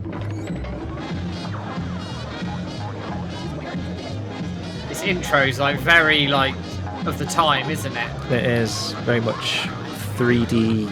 Well, I mean, having said that, you've got Shenmue that looks incredible, and then the budget on this intro is like... what was that tool that allowed you to do 3D fonts like this and manipulate it? I can't remember now. Thank you for joining us today for Yu Suzuki's keynote presentation. On some of the seats there are question cards for Yu Suzuki. These will be collected toward the end of the presentation, and Yu Suzuki will answer them, time permitting. Okay, that's cool. Now it brings us great pleasure to showcase the following videos of the contributions Not sure if that Yu was Suzuki recorded, has actually. made, not only to the video game community, but to the entertainment industry as a whole. So we've got a video. which here we I go. don't know if it is this one that Chase said he In the worked on. history of video game development, might have been. I think there it is no this one debating because the it's got that drum beat contributions Yu Yeah. Suzuki has made. he mentioned. Born in 1958 with a background in Busts in the electronic background. science and a love of wine and his family, Yu Suzuki Wine. has always had a A love of passion wine. for being a pioneer. Ever since he joined Sega Enterprises in 1983, he has continually pushed the boundaries of all available technology. There's my with his Landy bus map. arcade-oriented Ah. creations. In 1985, he created Hang On, Do you the know what? first This simulation game in the video, world. anybody Instead who's of interested in controlling a gaming history needs to motorcycle watch with a this joystick, introduction. Yu Suzuki replicated an actual Especially cycle because for the gamer to you sit see on. like Hang On In the as well. same year, he unleashed in Space action there. Harrier, a shooting game with an alluring 3D-like effect. When 1986 hit, he pushed lifelike graphics to the Love limit Outrun. with the driving simulator Outrun. I don't think I've ever actually sat on a Followed a Hang year later On by the arcade aerial machine, like a odyssey proper Afterburner. full No, I size. haven't. Afterburner, with its Afterburner, amazing sense great of fun speed, as well. was introduced with a cabinet that rotated on 2 axes, making players feel the motions of flight. Taking the driving game to a new level, Yu Suzuki unveiled Power Drift in Oh god, yeah, 1989. Power Drift. Packed with roller coaster curves, gamers rejoiced Lesser known when they got game, but behind it's the wheel of pretty this fun. multi-linked driving simulator. Of course, few will disagree that when R360 surfaced in 1990, it broke new ground. This game was played within insane, a giant isn't it, that? roller Look at that. marking it as the first game ever to be able to rotate 360 The degrees first game in all ever to directions. rotate 360 degrees. Continuing to make history, Innovation. he was the first to use the 3D CG Model 1 board to make virtual racing Oh, practically virtual racing, man. reality at the time. God, I A remember year that. later, in 1993, Yu Suzuki introduced Virtua Fighter. And all the these first firsts are 3D like CG a year fighting apart. game in the world, I know, it's which was insane also the how first quick they game were to ever be moving. put on permanent display at the Smithsonian Institution.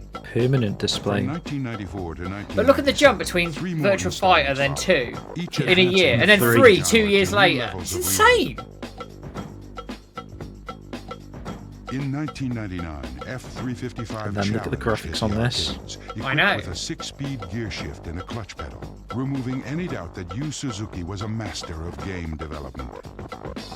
Yu Suzuki redefined the arcade experience, but now he has created Shenmue for the Sega Dreamcast. As his first console game, there is no question that Shenmue is That's his not most strictly ambitious true, is it? Because he did masterpiece Sword ever. of a Million, didn't he? This cinematic True, epic actually. is packed with realism. From the championship multitude boxing. of motion-captured characters to the texture mapping of the smallest items. With weather and time elements constantly shifting, and characters with immense depth, Yu Suzuki has effectively created a world that reflects the one we live in.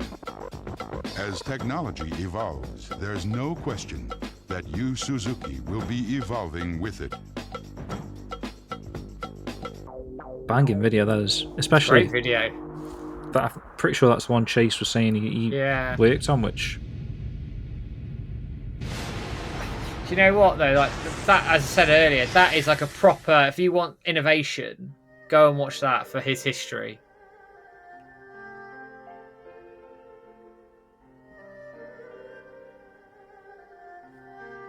what's interesting is I'm just wondering, yeah, has he got the it's like beta footage. That is beta footage. Yeah. I was gonna say that, but then I wasn't too sure until Like now he's got Landy, the it's beta satchel. footage. Yeah. which is interesting because it has apparently released at this point. Yeah. So I wonder why they're using beta footage there.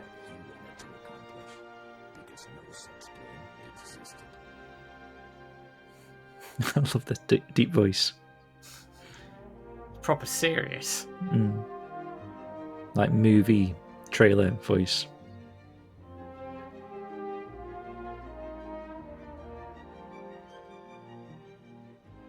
Do you know, I'm getting chills watching this. It is so cool. And to imagine like this was brand new at the time. Yeah, like, this was people like- sat in the audience.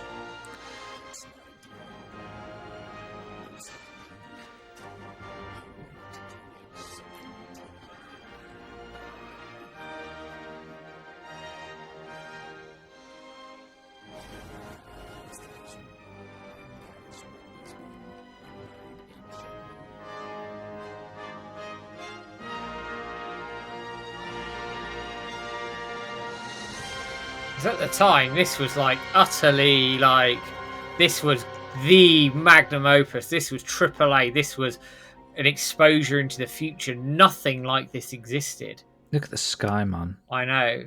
And It's mind-blowing. you can see why it blew our minds. It still blows my mind, mate, looking at it now. The fact that that was running like that in 98, 99. It's Ladies mad. and gentlemen, please welcome Peter Molyneux, founder of Lionhead Studios. Well, that's and the controversial, creator isn't it? of Peter Black and Molyneux. White. Peter Molyneux. He's quite a controversial figure these days. Yeah, from what I've heard, did he do like a Kickstarter or something himself? He that did some like stole mobile everyone's money or games something? that were a bit dodgy as well, apparently. I don't know too much about it, but he's Yeah. made a I comeback consider recently. this one of the greatest high points of my career, introducing a true legend and a hero of the computer games industry. He has eaten more of my dollars in arcades. He has inspired me over the years when I'm creating games. But most especially, 6 months ago when I saw a first glimpse of Shenmue, I saw the true inspiration of a genius. Please welcome Yo Suzuki. Do you know what the really spit and said that. stumble there? But Yeah. like the level of respect these developers had at the time, and I think still do in fairness, the developers definitely do. You can see it was like this was Listen a to the big, audience. big deal. Audience is going mental. Yeah. Like you say, he's like a major celebrity, isn't he, He at was this point? he was a superstar. He was an absolute superstar. And it's Accompanying Mr. Yu some people would Suzuki see will be that the see Vice where he is President now of as a bit of a Product fall from Development grace, for I guess. Sega But I of mean, America I've got an issue with and how Sega developer of mothballed him NFL, and 2K, all the rest of and it. NBA But 2K, there we Greg go. Thomas. We've got Greg Thomas coming out now. Nice use of music. Yu Suzuki's looking at him going, who are you? Don't know who you are. I suppose like he knows because he's been there himself, hasn't he? Yeah, yeah. Translating today for Yu Suzuki and Greg Thomas are Shinoba Toyota and Tomiaki Inoue. I'd love if they got Suzuki back to do like a Shenmue 2 talk or something at GDC. I'd love to get out there for it. That would be great. Or Shenmue 3, like we've asked. Yeah. You know, the development woes and stuff of Shenmue 3. Wow. I'm so honored to be on stage with you. As those videos illustrated, your contributions to the industry have been phenomenal. Every game that you've made is one of my personal favorites. I noticed in the retrospective video that you said you have a love of wine. Have you had a chance to try our California wine? Yeah. そう飛行機の中からずっと Straight in with the one Yeah. question. Icebreaker question. Since he got on the plane. Since he got on the plane. Voila. My favorite. Yeah. My California favorite. wine is great. Bit of English from you, Suzuki.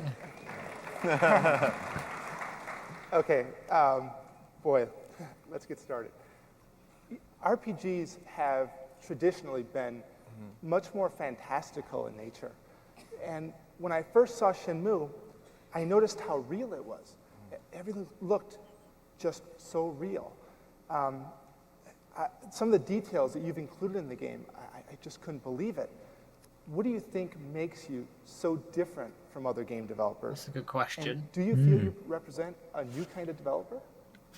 まあシェンムすごいゲームなんですけども、新しい種類のご自身ゲームの開発者だというふうに思っていらっしゃいますか？僕は特にそうは思わないんだけども。 He does not necessarily think of himself as a new type of game developer. でいろんなタイプのクリエイターと話をしたことがあるけど、でも僕の作り方と同じ作り方をしている人は一人もいなかったけども。 He's actually met and spoke with many game developers, but he has never met someone who makes games the way he does. だから作り方が違うから出来上がる作品も違うものになるんだと思うんです。 So the difference in the way they make games is eventually it turns out that the game is different. だから例えば映画を見たりやっぱり空を見たり夕日を見たりすることが大事かなと思う僕は。 And he thinks that watching movies or looking up at the sky or at the sunset, those kind of stimulations are very important. I think that's interesting. Definitely feel that in Shenmue. 続けていきたいと思います。 And I would like to keep making games this way. Cool. You know, looking back at your older games, technology has advanced so much, yet it always seems as you've been creating your games, that you've been on the edge of technology. You're a true visionary. I would be interested to know, what was the development process like when you first started developing games, and how has it changed? That's interesting. So we're talking about game development, how it's changed. Like the hardware and everything, can't it, really? Yeah. 僕がゲームを作り始めたのが、1983年からになります。So he started making games back in 1983. その時は僕がプログラマー。 Bear in mind, at this point, 1983 isn't that long ago. True. 17 years. He was a programmer. So the team consisted of 2 programmers, 1 artist, and 1 sound staff. だから小さい部屋があればそれで開発ができた。 So a little room was enough for the team to develop games. シェンムーの場合は最後には350人ぐらいの人数になっちゃったんですよね。 So with Shenmue, by the end, at the very last stage, there were 300 people, over 300 people. Wow, project. 300 people. I don't know how that compares to today's team. Do you reckon GTA 6 is 300? GTA 6 would be more than that, but that is sort of 300 for a AAA title isn't beyond the realms of possibility at all now. So let's take a look at it. We're looking at Shenmue here. This is the real life location stuff. So he must have just mentioned he actually did this research trip. 1994. Yu Suzuki, the creator of numerous hit games, was in China. That was Guilin there. The Great Wall. He was on a journey to seek a vision of a new world. Kanjo Station, that is. Definitely. Yeah. And there's that green train from the Project Berkeley. Yeah. I love this, man. In his mind, vaguely, an image of a new game was about to emerge.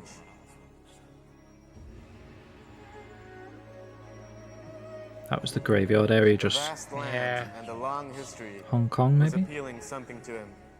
Yeah. Well, if he's in China, he's probably just being inspired by, like... The boat people, look. Yeah. I'm assuming this is his actual footage as well, that he's captured. It must be as part of the research trips, yeah. Temple, Mammo Temple, look at that. Temple, wow. This is the thing, the level of detail and research to then translate that into a game back then, mad. Now, I know games do it now and the rest of it, but this was unprecedented, this was unheard of. This is iconic, isn't it, really? Look at that camera pan. This is how the task of establishing the image of a new game began. Sketches. It's mad thinking this is Shenmue. As you may all know, game development is a group work done by a large number of staffs. This is Shenmue with like just a blank canvas. It's like developing as they go. Music was made. And music. The purpose of this Music was first. to have the staffs broaden their imagination freely, and then to have them absorb all that inspires them. Nice way of doing no it. compositions, no pictures or photographs, only music to enhance their imagination. The bust. Then films were made to expand the visual image.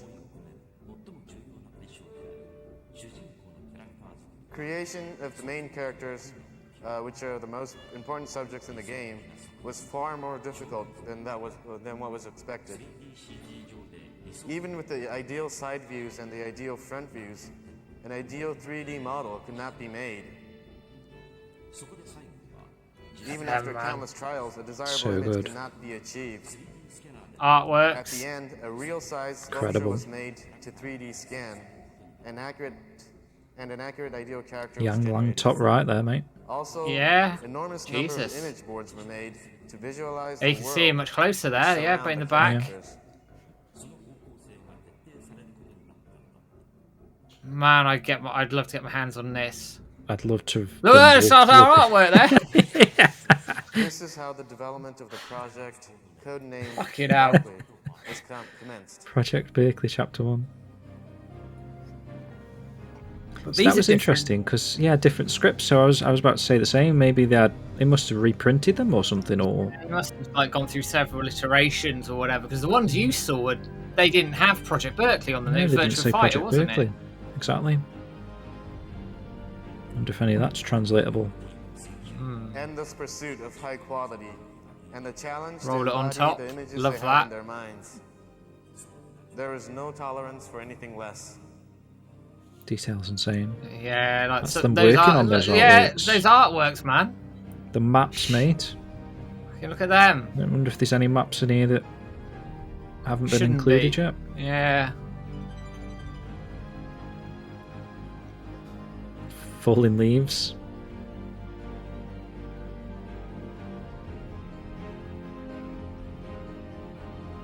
There's 3D renders there.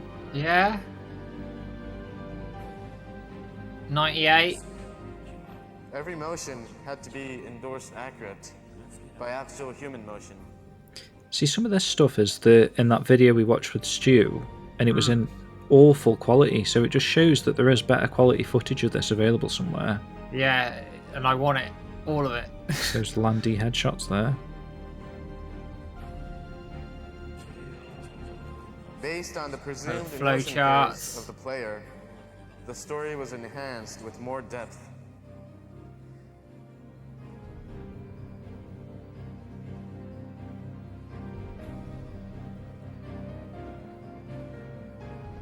They must have all this footage at Sega somewhere. Like the full documentary. Oh man, if they do in like proper like Then, one properly question restored, started to grow among the I'd be all staff. over this. Bang it on a disc with like... Sell it. Is this really Yeah, a game? sell it. Or include it with a future title if they do one. Yeah. Look at that, the Unlockable. glove for the hand, look. Motion tracking glove. Yeah. And those finger shots that we got in that Hideki Kawabata stuff, I bet that's taken from them. Yeah. Is that like Chai and stuff like that as well with his face Yeah. close? But I know what you Mocap. mean, all those hands and stuff. Mocap. That is Akira. Oh, but it's wow there. It's Akira like in the sort of the broken down model, isn't it? But then obviously it was a WoW. Incredible, isn't it there? I can't believe some of the artworks we've got are in that. I know. Jesus Christ. There's how much of it is still out One of the there? things I noticed was the animation, and coming from a sports game background, we do so much in motion capturing with our animations. And I was surprised by the tremendous animation in Shenmue. How did you actually do all of your animations? スポーツやるものとしてアニメーション自分もたくさん使うんですけども、このゲームのアニメーションってのはすごいんですけれども、シェンムにおいては So he's talking about animations here. もう皆さんもご存知かと思うけどグレッグの彼グレッグのねアメリカンフットボールとかねバスケットボールもすごい綺麗なモーションしてると思うよ。 I think you all are aware of the games Greg made, and Yusan sees the animations in those games are spectacular. That's nice. Thank you so Oh, much. that's cool.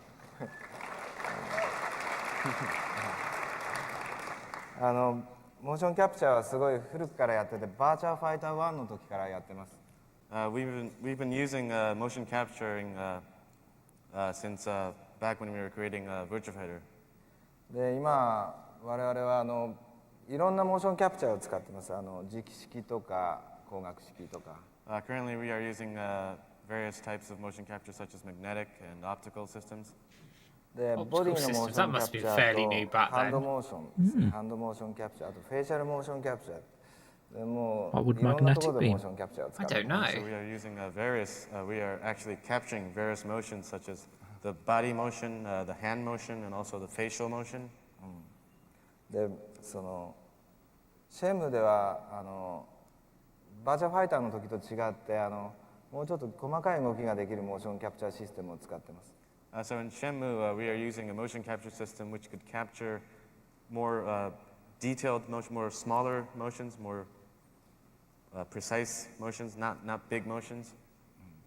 ですからシェムの場合はまずモーションのアクターにこうモーションを教えて、憲法だったら憲法のムーブメントを教えて、それからモーションキャプチャーに入ります。Okay, Actual so in martial Shenmue, artists.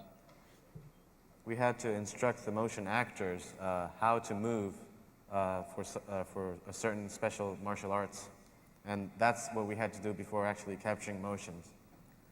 To train people before they captured it, mad, makes isn't sense. ちょっとシェムのモーションキャプチャー風景をちょっと They did have Because like, And so we Master have a Wu video down there which and stuff, shows didn't they? how the motion Didn't was Masai captured. Matsukaze do a lot of Let's his take a own? look at it. And the walking motion's him, isn't it? yeah, You pretty sound sure it will is. appear in it also. Here's another video now. When it comes through. So Yu Suzuki's the trainer. He's taken what he learnt from Master Wu in Currently actually he's in giving China. instructions on how the motion actor should act. So this is like direction of how it should happen. Bloody hell.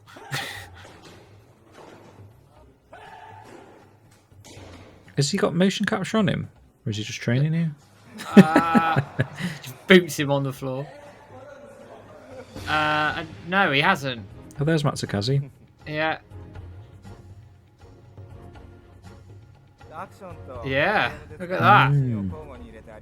1 to As 1. you can see, I thought Matsukaze the did action it, scene or like all of the the action motion, sequence. capturing scene and also the game scene. And there's you sort of training how to do it. Because he's learnt from Master Wu, who broke his ribs. True. Twice. So you can see how the motions were applied in the actual game. You can sort of see, can't you? Obviously, I know motion capture's moved on a lot since Shenmue, obviously. So there are currently in game development, there are so many works you have to do other than just programming. Sorry, I wanted to let that go.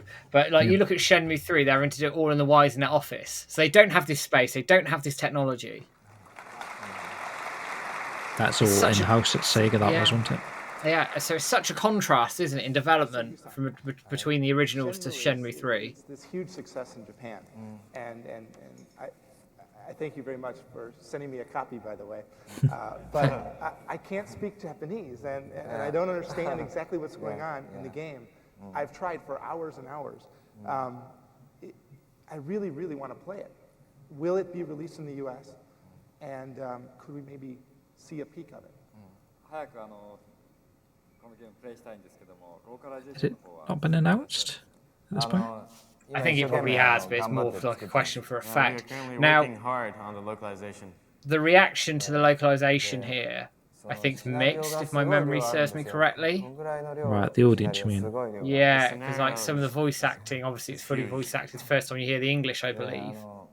I won't reveal the source, but you've met him as well. And the translations of the scenario has just been completed recently. で、あとシェムはシェム1章横須賀、シェム1では350キャラクターが出てきます。And in Shenmue 1, Chapter 1, Yokosuka, there are 350 characters. 350. She says that casually. 声優さんのオーディションが200人ほど今決まりました。And we have auditioned and decided on 200 voice actors so far. Nice. Too many. Too many. Too many, yeah. Too expensive. Too expensive. Mind blowing. He's just done with his hands. ちょっと英語の And this is Sega's money. とか英語のボイスを当てたものがあるので少し持ってきたので報告しましょう皆さんにね。 Okay, so we brought with us a video with some English narrations and some English voiceovers. So here we go. Was it worth the money?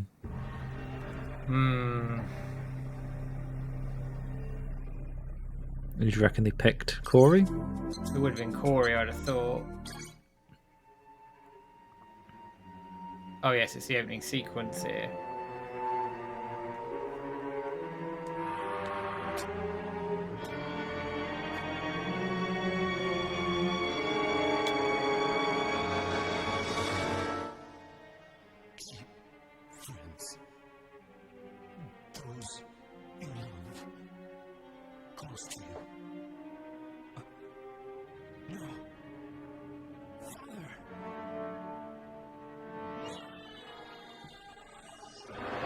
I mean, that bit sounds good, doesn't it?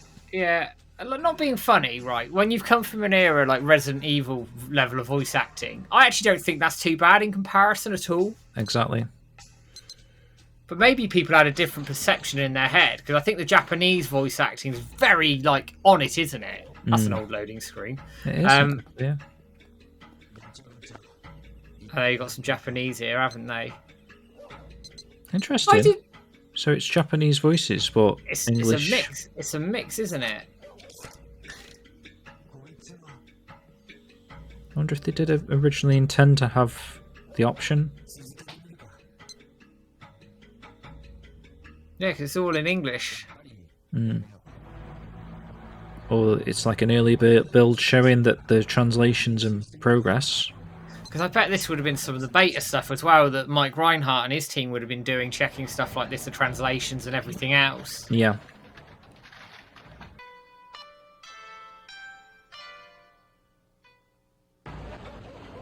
So they're sort of showing off the loading screens, I guess, here. Yeah, and like buildings you can go into and everything else. Fast loading.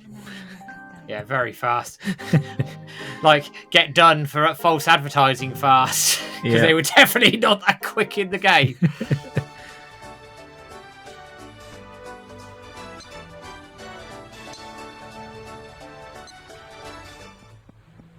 Interesting footage, though, that they're showing here. Oh, I'm just interested to see it. It's Look all at in that. So it's like a mishmash. So it's the Coca-Cola machine, but with English text. Winning can.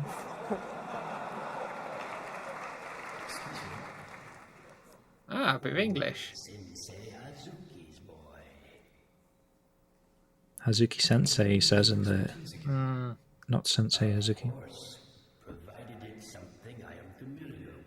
That's the same voice actor. Yeah, I think it is. Yeah. Slightly different, and the subtitles look a little bit different. They're orientated differently, aren't they? Left in the aligned, game, aren't they? Yeah, in the game they're central aligned, which sounds really nitpicky, but Yeah. you are quite right. I think I quite like the left aligned then, actually. Do you know what? Quite neat. I know the voice acting does get a bit of stick, and for some of it, I can absolutely understand it. But at the time, when you've had Resident Evil and other games with voice acting, I don't think this sounds terrible at all. I didn't sit there in '99 going, or 2000 going, oh, I don't like the voice acting. No, I didn't. I just It's like, only oh, like this is voice acted. It's only in hindsight people have got that opinion on it. In my The translation doesn't help either, I don't think. No. I think I'm going to have to try to convince you to get me a GD or something. Every time I see Shenmue, one of the things that just blows me away is the direction. And it looks like a Hollywood heavyweight, made it. And the story is just so amazing. Can you tell us a bit about the storyline and your vision? Cool. 全く驚きですね。I wonder if they reveal anything outside of Shenmue 1 here. It was all Goro. デザイン上映画的なアプローチとかたくさん使ってらっしゃいますけども、今回のストーリーラインとか作品のビジョンとかお話しいただけますか。中国からある男が葉月亮のとこに主人公のとこにやってきます。So a man from China comes to meet, not meet, but comes in front of Ryo Hazuki, the main character, who's living in Japan.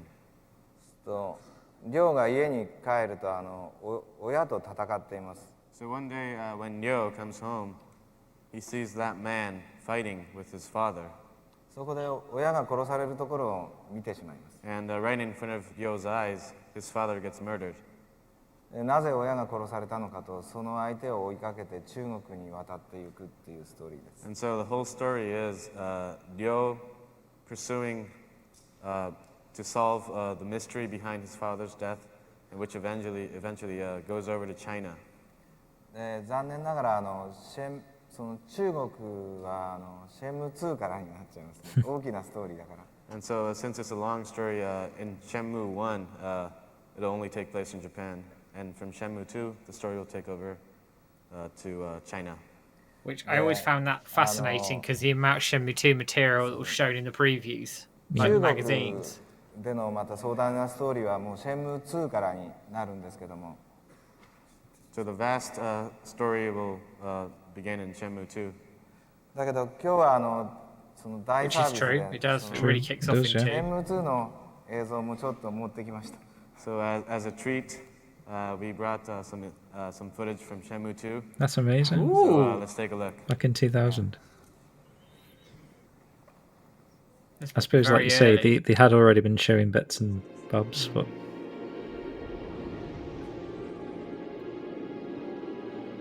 So it hadn't even released the first game and... No, and they're showing Shenmue 2 stuff. What other game has done that in the past, Matt? I struggle to think of any. You got that pan shot of Kowloon there, which obviously now you hear the music to it and we all recognise it. Wind effects. Yeah. With the airplane as well.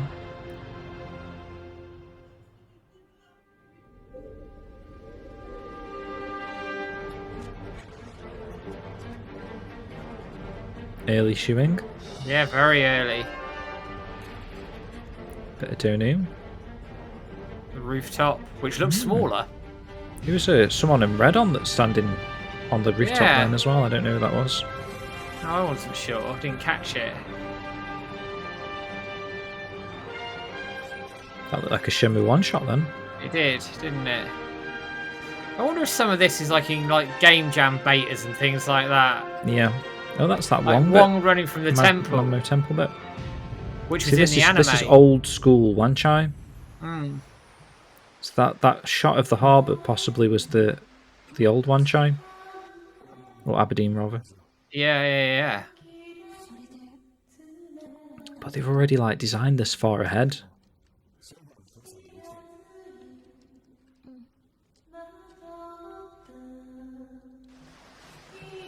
That's like one of those early Shenmue renders we got in the artworks. Yeah, absolutely.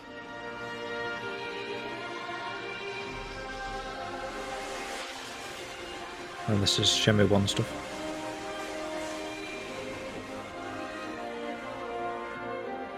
Well, that's something there that was unused. Yeah. There is a bit, I think they black it out though in Shenmue 1 where Iwao's in the dojo and he gets his sword out and starts swinging it around and stuff. Yeah. That's near a the different end. shot. That's definitely a different shot. Definitely not used in any of the games. No. That pan. Oh, the hawk sound. See, it's similar to the prologue in Shenmue 1. But the sky and the composition. Very different. So that sky is almost like the CD, the mini CD. Yeah. Incredible. That orange sky is like iconic, isn't it? Yeah, it's in all the magazines at the time, wasn't it? Mm. You know, the characters look so amazing. I can't believe it. And you say there are 350 of them. I mean, that's so many. Too many. Too many. Too many.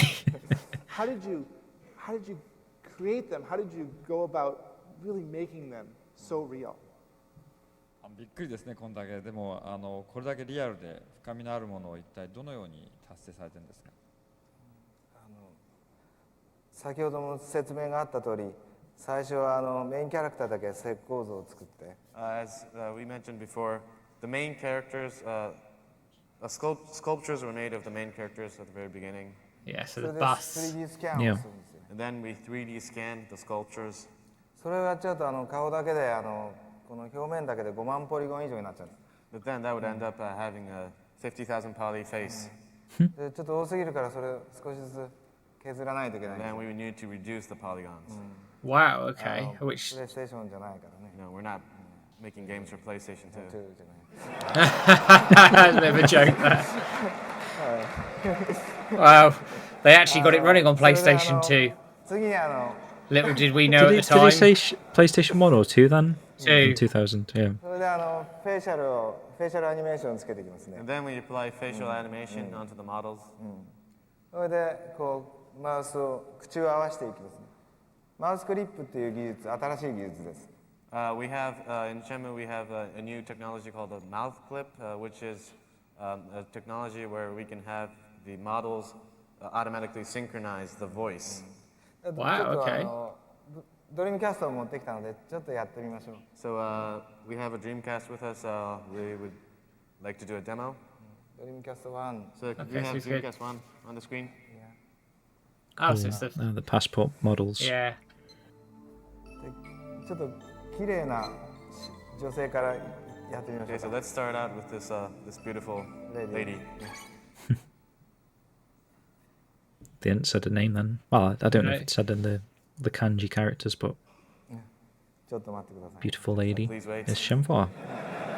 Please wait. Yeah, loading times. That's more reminiscent. そのもの東の凸国より海を渡りて現れり。でこれはリア It's ルタ very イム much です。 matched, isn't it? And Yeah, this you look is how all fluid real it time. is. 未だ知らず。でちょっと動かしてみましょうか。民を滅ぼすことも And to prove that, he's going to move 他 it の around. 願い叶えこしれでこともこれズームができます。 You can zoom in, zoom out. そのもの勇み立つ時 It's I mean, you crazy, look, isn't it? 目なんか you look at the quality of that model And you there, can see the and I know background there's been lots of beautifully memes going reflected on the around with eyes. like certain games and then Shenmue from '99 and the model quality The here. hair, But the softness, you how wouldn't it be moves upset naturally. with a model quality like this in a game, like in a AA game now, would you? これで Not 'You'd be at quite all. happy. 今光を You've got like individual hairs. So currently he's moving Flapping. around the light, Like, as you can see. I appreciate this is obviously the model's higher quality because the game's not, it's not doing anything else, it's just rendering that in the engine. Yeah. So there's obviously a level of compromise you have to make in the game itself. But games now can do that, all of that. And that model would stand up for me. The details are amazing. 始まれり。ちょっと違うキャラクターを出してみましょう So か。 let's try a different character. 僕はちょっと順序間違ったかもしれないけどちょっと Mind blowing, isn't it? Yeah, it's insane, absolutely insane. This was like in the 99, 2000 they were doing this. ちょっとそっちを Okay, we have an English-speaking character, so let's try him. で彼はマーク・キンバリー His name is Mark Kimberly. でこれは What's that 買い funny? 物のシステムのことを説明してくれます Don't He's going to talk know. about the system of doing shopping in Shenmue. で彼にずっと説明させます僕の代わりに So he's going to talk for you, son. Hi, my name is Mark. I'll tell you about convenience stores. Go shopping with your money earned. I love convenience stores. It's a great. I mean, this model's a bit like, it's not as good, is it? No. The animations are a bit more exaggerated. Whereas the Shenhua model obviously is much better. For my little kitty. Huh. The What am I eyes. gonna do with cat food? Yeah. Oh, convenience stores aren't the only place to shop. Candy stores are also a great place. Maybe this is the They have voice lots that of they stuff were. that'll bring back A bit childhood. funny about, yeah. And he's messing around with it, isn't 顔 he? の But 表情をすごくよく動かすようにちょっと工夫してます This is great. So as you can see, the facial animations they're meant to move very naturally. I'll tell you about part-time jobs. 口の動きは最初にレコード I know they're してその後に exaggerating it for the コンピューター benefit of に this 自動的に conference. So as I mentioned before, the motions. Yeah, they still look more exaggerated on The Shenhua, voice is don't first they? recorded, Yeah. and then the computer automatically So whenever you're syncs short of money, the mouth give me a with the call. voice. No. Good technology. Very, very clever technology, given that it was in the 90s they did this. If you're looking for a part-time job, a forklift operator is definitely it. I'll teach you everything there is to know. Okay, that's great. That's Beautiful.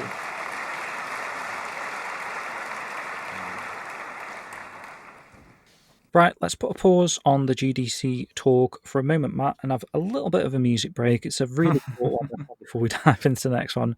Really funny. This popped up on Discord from a user, which I probably should have had the name of, Steve R. Sound. And this is a fun little play using a lot of like Shenmue voice files to recreate part of System of a Down's Chop Suey song, and this is actually called System of a Dojo Karate Chop Suey. Get up. I'll allow you to die if I don't get up. I've no intention of telling you. Yo, bro! It was perfect for a schoolboy, I'd say. Right on, my man! Years ago, I was Chinese. That driver was insane. It seems the man who killed Hazuki-sensei's there. Idiot. Hey, my legs! Don't call my little suede-headed yo. I'll never tell. I never seen such a cold stare, man.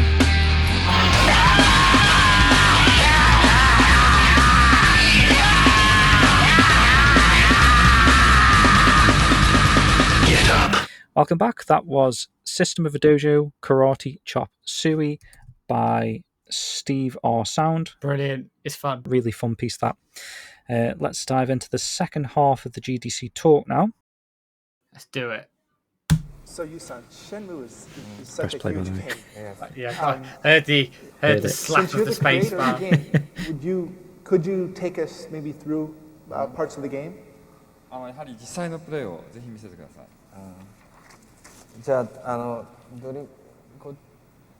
ょっと昨日の夜ちょっと苦労してクリスマスに合わせてあります。So last night he went through the trouble of setting the date of the Dreamcast to Christmas Eve.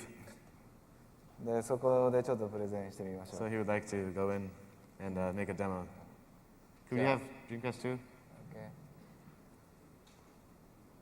ちょっとここは寮の部屋なんですよ。 So this is Ryo's room. ちょっと歩きますね。 So he's gonna walk around. ちょっと。 So this is like a live sort of proper play test demo, isn't it? Here. So when you see an A icon of an A button, by pressing it, the door opens. でここの家もすごい広いんだけども、ちょっと全部行けないんで台所に行ってみます。 And so since this house is so big, he's just gonna take a look at some rooms. Now this is the kitchen. 稲さん、おばさんがいる。 And that lady there is a housekeeper. あの手紙のことだけど、中国語がわかる人に心当たりないかな。そうですね。アジイチのご夫婦ぐらいしか。アジイチか。で今日本語だってわかんないんだけど、情報をゲットしましたね。Chinese people. Now he just obtained information from the housekeeper. で情報をゲットすると今みたいにメモ帳のが出たんだけど。So when Ryo obtains some information, the signal shows that a new information has been added into your memo book. だからその重要な情報は全部メモ帳にこうやって書かれていきます。So very important information will be added into your memo book.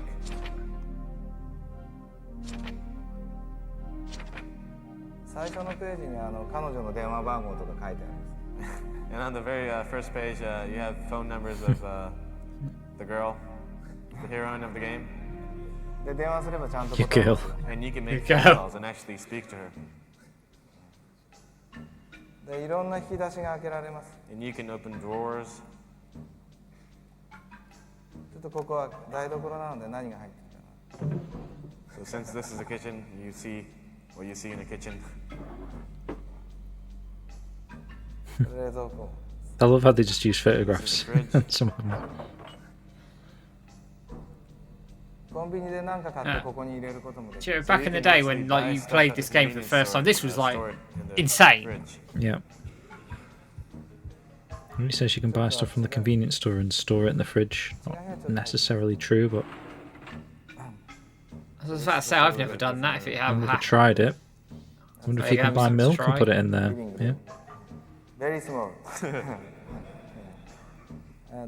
でテレビの前で。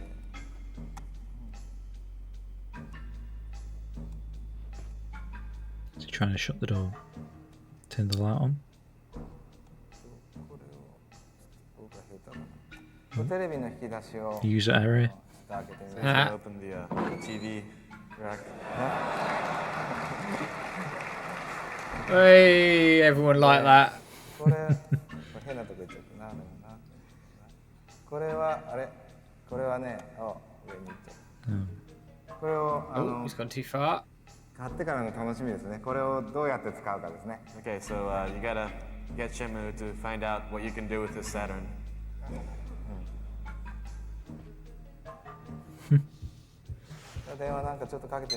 Tease.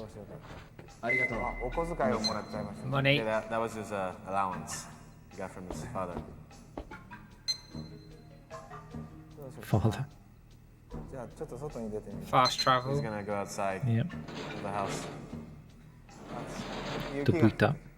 So as, okay, he didn't mean to, but he went to Dobuita, the town.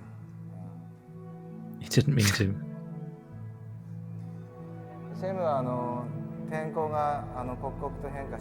So in Shenmue, the weather continually changes. So he's gonna try running. Trying to catch up to the scooter. Is there a red scooter in the game? I don't know offhand.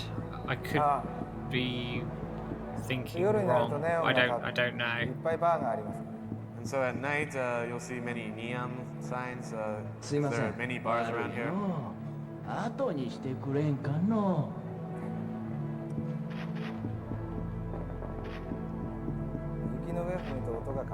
So as you can see, running the through the sound snow, of the good footstep, man. it Yeah. changes depending on the surface of the road. So when he's walking over snow, it sounds like he's walking over snow.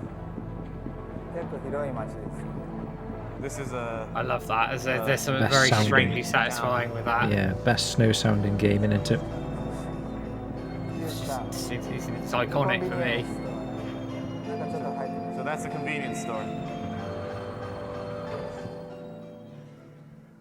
Playing Christmas music. The name of the convenience store is Tomato Mart.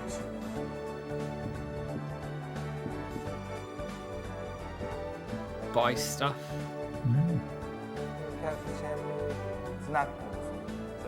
You got Shenmue potato chips. Shenmue snacks. And so I when know you some buy people Shenmue sort of potato get a bit chips, it funny comes about with, breaking the like a fourth wall raffle. there, but I never had a problem with it. I didn't No, care. I didn't. Yeah, it's a game, isn't it? After all. Yeah, you just sort of carry on and play, don't you? Oh, that's Shenhua. Okay. You got it's a video. You say it's a video game. You got to suspend some belief a little bit here. You're not going to So walk there up you to go. you were on my packet of crisps earlier. What are you doing here? And then you get to try out for the raffle.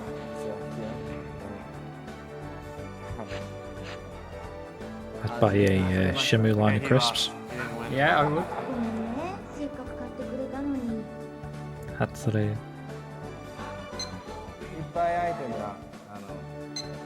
今どれぐらい入ってるかわからないけど。 So this is all the items that he has. 今あんまり持ってないみたいです So he ね。 doesn't have Nothing at that the many moment. Yeah, currently. subtle. ちょっと違う店でも行ってみましょうか。 So he's gonna try going to a different store. なんか Oh, 変な人。 Oh no, he's broken it. There was someone blocking at the door. demo game wrong. Although at least he didn't do what I did on stream the other month and have too much money, so I literally did break the game. ゲームセンターに This is like So he's gonna try going horrible. into the, If you, when you're arcade. playing the game and you're trying to make it look amazing, Yeah, like, gets- things keep going wrong.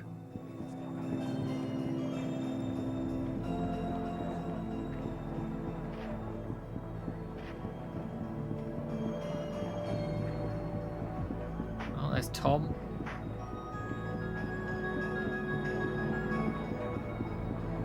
I love the Christmas music I dotted do. around. You forget how like stuff like that they don't have to do, but just creates that ambience of Christmas, It's called doesn't Game it? Center And U. I know that feeling of change of time of year. It's great.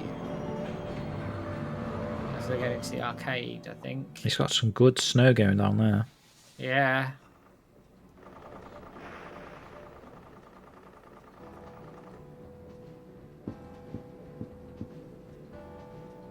ここにハングオンがありますね。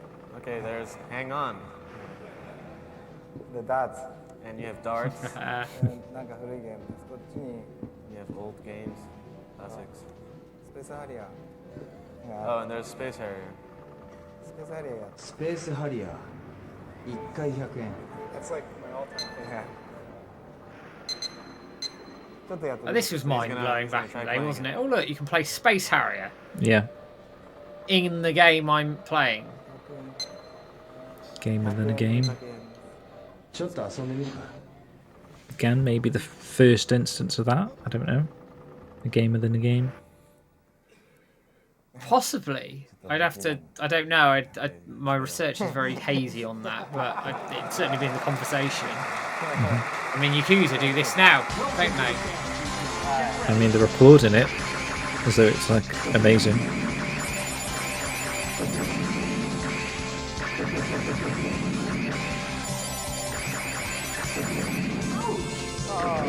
I'm assuming this is Yu Suzuki playing it, right, as well? Yeah. Not doing a very good job either. Maybe he's trying to die as well because he wants to show off more. Yeah, and it worked. Here it is. Okay, so since we don't have that much time, I'm just gonna stop here. That's it. Yeah. Yes, we got the button. Oh, no. I seriously think I financed one of your first Ferraris with the quarters I put into Harrier. You obviously have a really strong fighting game background. Being the creator of Virtua Fighter, the all-time greatest fight game. The sequences of fighting that I've seen in Shenmue are even more amazing. Can you show us the approach that you use to get these sequences? これまでもファイティングゲームの専門家でもいらっしゃるわけだけども、今回のバトルシステムのアプローチについてちょっと教えてください。シェムは大きく3つのバトルに分かれてます。In Shenmue, we have 3 big battle systems. 一つはバーチャファイターみたいなコマンドバトルです。Okay, here we go. Is a battle system where you have to punch in the commands for like QTEs. Virtua Fighter. でもう一つはQTE バトルでワンボタンで戦えるよう Oh な。 right, okay, like This one combos. is called it's a new system. It's called QTE Battle. It's a system where you can play by pressing only one button. でもう一つは技の伝授ですね。And the last one is it's called move instructions, where you get instructed of martial arts moves. ゲーム中であるOkay. 技を教えてもらいます。So in the game, you can meet people and have them instruct you of new moves. でその技をフリーバトルで使えるようになります。コマンドバトルで使えるように。 And for the moves which you mastered, you can use in the free battle. ちょっとビデオ映像を用意したのでそっちを見ましょう。 Okay, so we have a video showing the battle system. So let's take a look. Let's have a look at this then. これがフリーバトルです。 So this is free battle. Sentiment battle. It's where you have to punch in the commands. でバーチャと違って複数を相手にできます。 So unlike Virtua Fighter, you can fight against multiple number of enemies.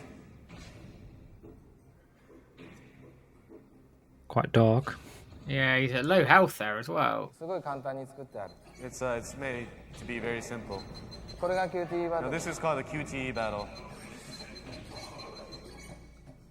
操作が簡単で、でも映画的な演出ができます。 Oh, that gut Control is punch. easy, but Well, it's you in the can solar get plexus, cinematic, isn't it? It takes him dynamic down. action.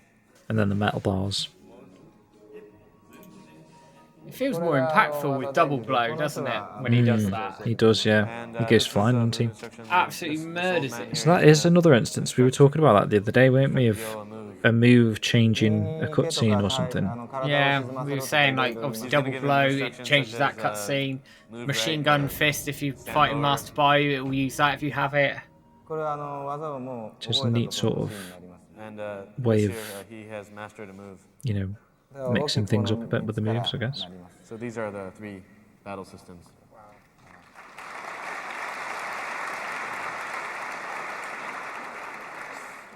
So I noticed in that prior demo that you had set in Christmas Eve and it was snowing.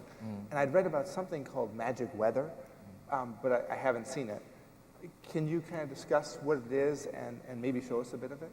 マジックウェザーっていうのを聞くんですけども、これについて教えてください。シェムはフル 3D のインタラクテ I'd ィブ love ゲー him ム to do なんで another one like Shenmue this, is like a a proper full Shenmue 3D 2 deep interactive dive, game. or 3 as そう he いう said. ゲームは他の Two ゲー would ムも be あるの good. で今回は時間を正確に表現したいと思います。 But however, there are other such games, 3D real-time games. So we have added the element of time into Shenmue.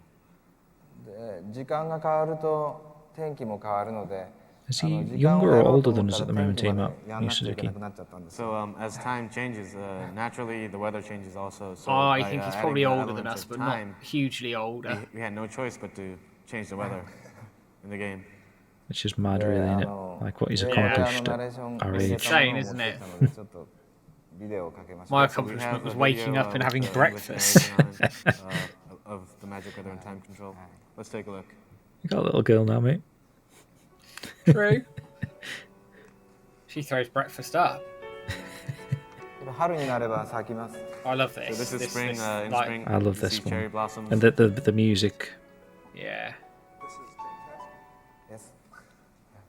This is Dreamcast.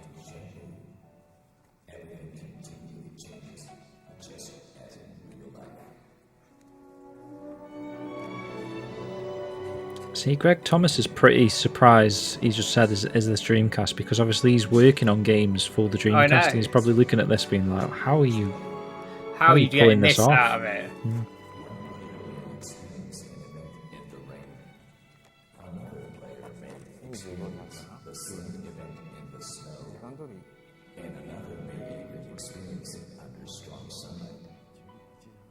Players who took their time in a quest may arrive at the next town in a whole different climate.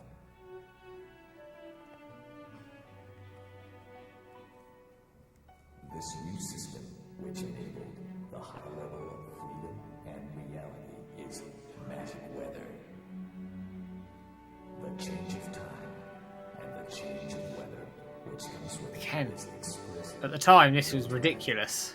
The same places will not always look the same. The raindrops on the floor, mate. I know.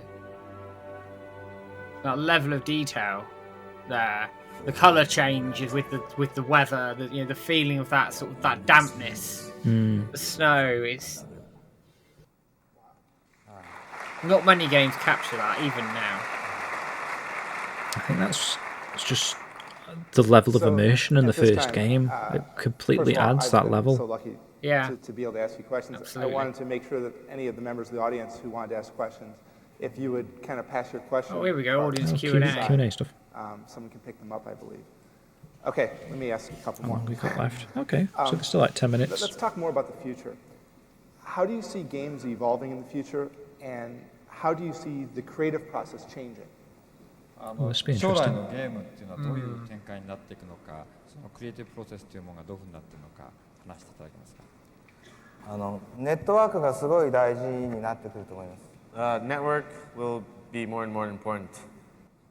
でもう一つ僕は新しいマーケットが新しいゲームのジャンルが生まれるんじゃないかと思う。And also he sees that a new genre in games will be created. で僕が新しいマーケット、新しいジャンルを作りたいのは映画とゲームが映画のそのリアリティとゲームのインタラクティビティが融合した新しいジャンルを作りたいと思うんですよ。And he would like to create a new genre, which is by taking the reality of movies and taking the interactivity of games and merging it together to form a new type of entertainment. And that's the type of genre he would like to make. で、Shenmue 1はそれを Is that やる not ため what の Shenmue is, though? I think Shenmue's the first attempt And at it, isn't Shenmue 1 it? was actually the first challenge towards that.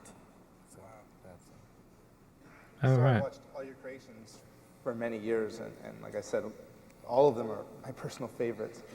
When I saw Shenmue, everything else that you've made is so ambitious, but when I saw Shenmue, ambitious, that word just didn't seem to cover it. What challenges do you face when you're building the team? I know it's such a large team, but what challenges do you face? 大変まあ野心 I 的な mean, 作品なわけ gaming in ですけど terms of これまでの where it's 一 gone 番 hasn't の gone more チャレンジ interactive in terms of the worlds, has it? In the stuff you can do, but they've got bigger, and they are. There's a lot of games that are like interactive movies now, I guess. Shenmue はEspecially like the David Cage, Quantum Dreams, those type of games. しか使ってないんですよ。 For the project team of Shenmue, only 30% were actual Sega employees. Oh, wow. あとはプロの映画の監督さんとかキャメラマンとか。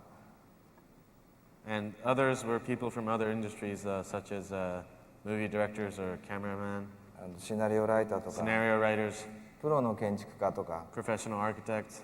いろんな人と一緒に仕事をしました。 And he had the chance to work with many people from other industries. その中ですごいたくさん人脈ができたので、それが一番嬉しかったことです。 And he was able to build a nice network with people from other industries, and that was very valuable.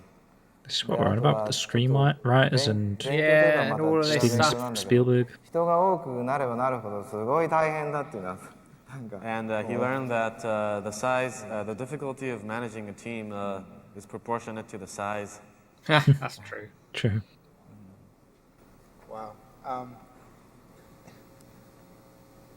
In thinking about future games, and of course that really excites me, are there things you develop very differently, and the techniques that you've pioneered in Shenmue are so different than what I'm used to.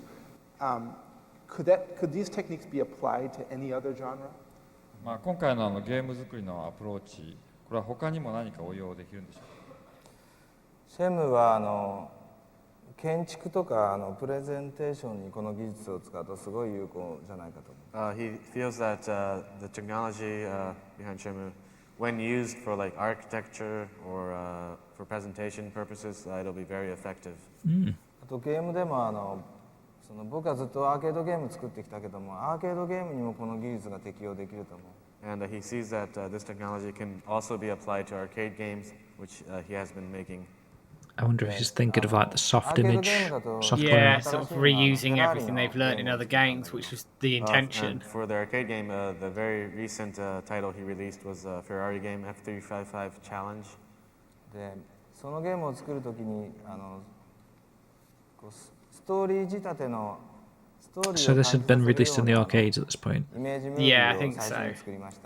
And in the development of that game, at the very beginning stage, we actually made a concept movie which had a storyline. Oh wow. だからシェムの技術はストーリーがあれば生きるっていうことで、ちょっとちょっとシェムの映像じゃないけどちょっと見てもらう。So as long as there's a story to it, the technology of Shenmue can be applied.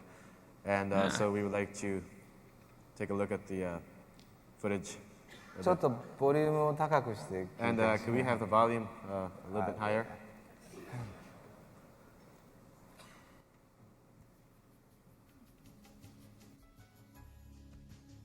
So this is Ferrari F355 Challenge.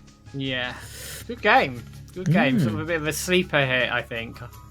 Especially gorgeous in the arcade as well. Yeah, absolutely. I can't remember if I've ever seen a cab of it, like in person.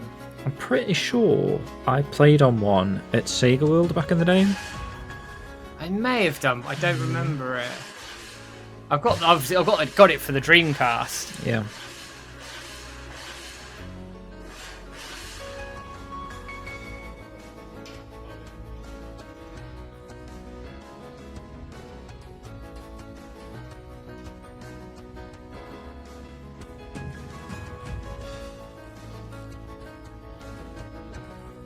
You can sort of see some of the Shenmue tech in that, can't you? Like the holding stuff with the fingers and whatnot. Yeah, and the unscrewing of things and... So this must be what he meant. He's used the engine to sort of create this, almost a story. I do wonder how much of the Shenmue stuff... Oh, the hands are insane. I do wonder how much of the Shenmue stuff they end up using in other games going forward.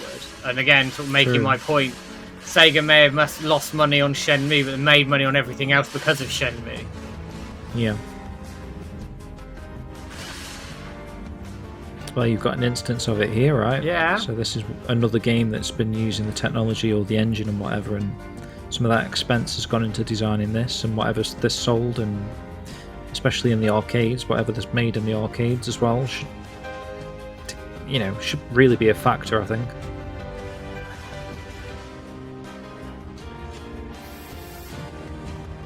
I think this is the intro to the game, actually, isn't it? When you put the disc in. So. He loves his Ferraris, doesn't he? He does, doesn't he?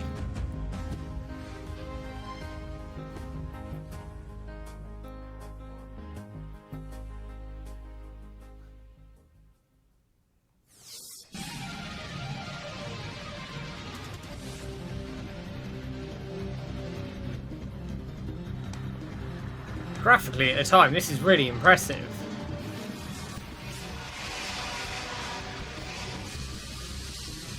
Especially that sort of cockpit view that they have. Yeah.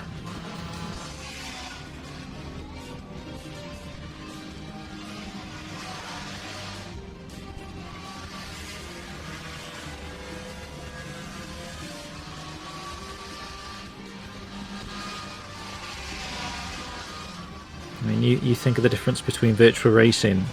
I know, and what, that's only like. Yeah, I was gonna say, what year did that come out? Was that like a decade later, maybe? Virtual Racing was 92. This is 99, isn't it? 2000. God. Yeah, it's like 6 to 7 years later. But tech moved so quick back then, didn't it? It just jumped and jumped and jumped. You've gone from like mundane, blocky visuals to like photorealistic. Just crazy.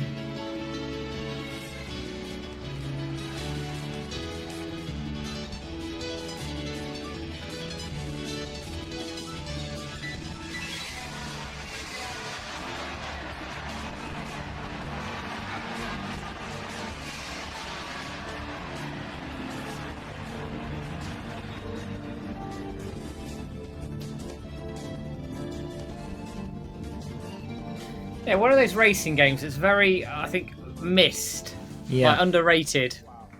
I think at the time, I don't know why it got missed. Whether it was like too realistic, too simulation-y. Totally amazing. I don't know. I think also during the time of the Dreamcast as well, and it was sort of fading out by the time it went to the console. I suspect it was partly to do with that.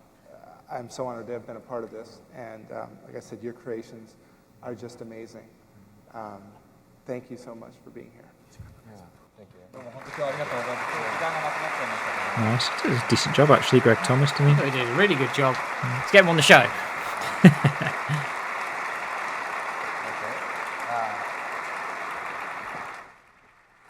So thank you for coming here today. Thank you.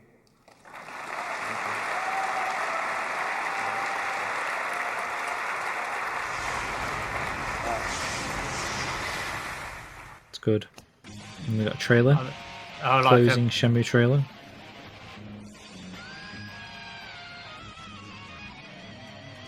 This was one of the ones included on the passport disc, I think, this one. Yeah.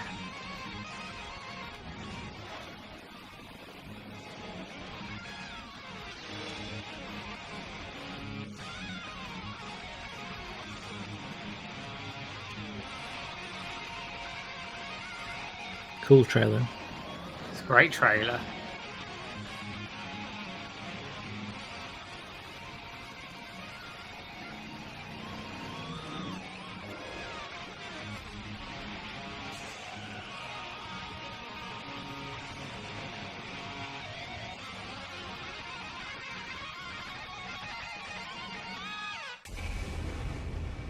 Just for a little bit of factoid, I guess. Looking at Greg Thomas, just doing a quick Google search for Greg Thomas.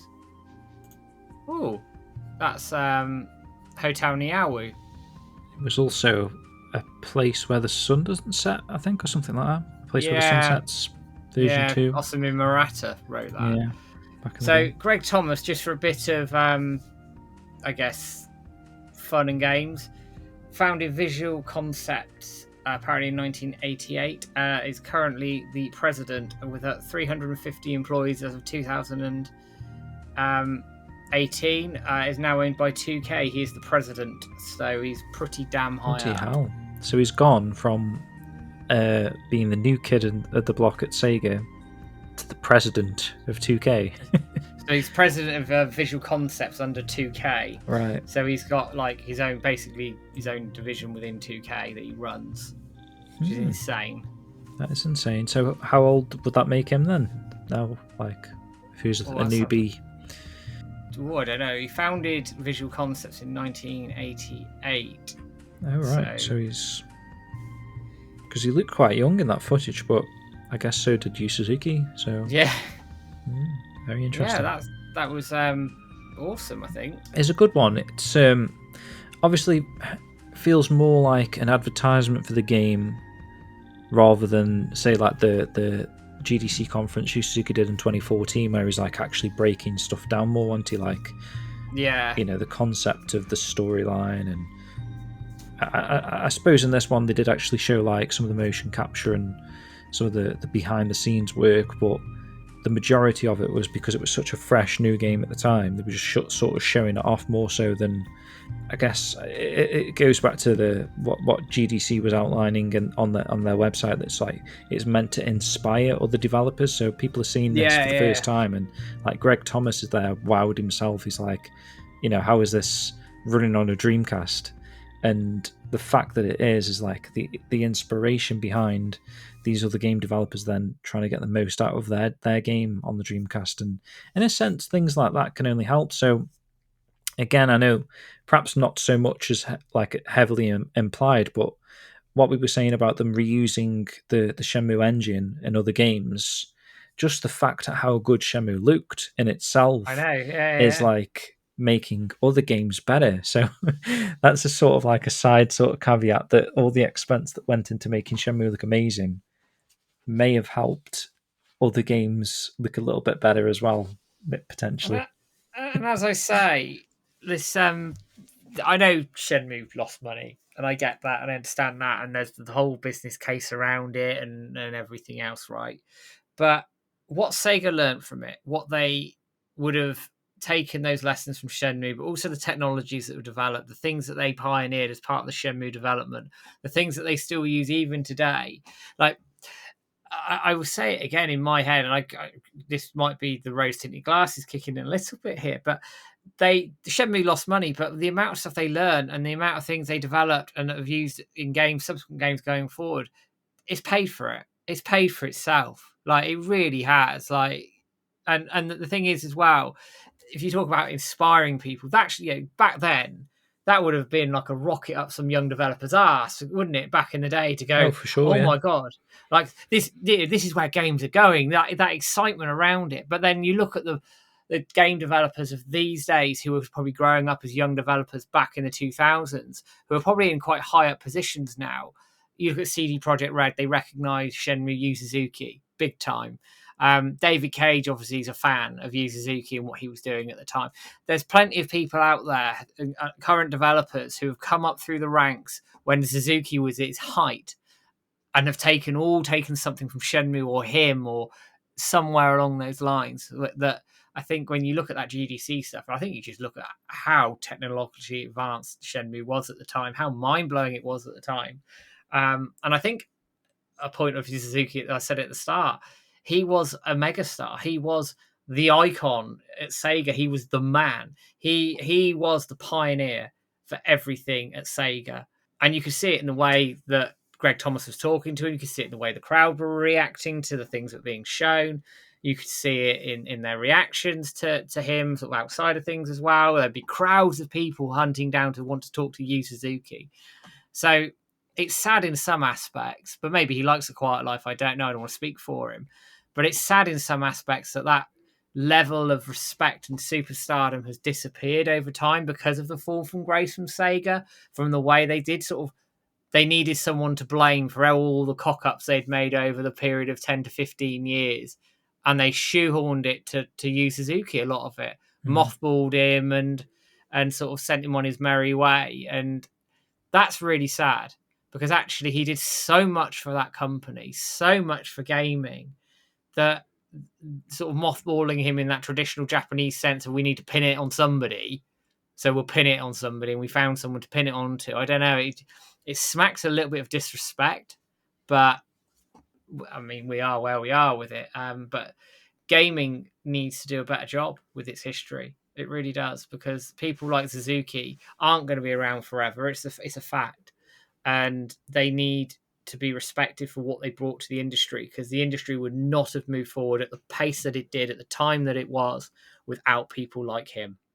It's just a fact.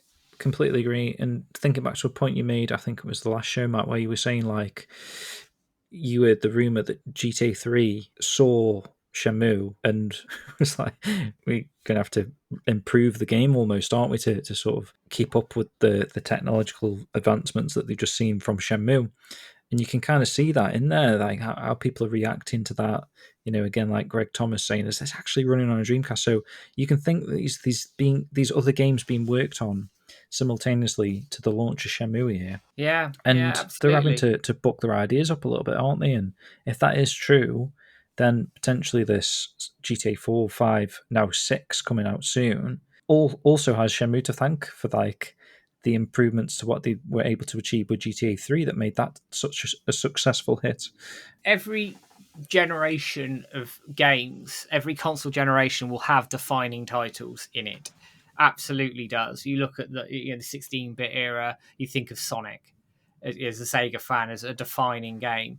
You think of like Super Mario. You go to the sort of the 32-bit era, you've got defining games there.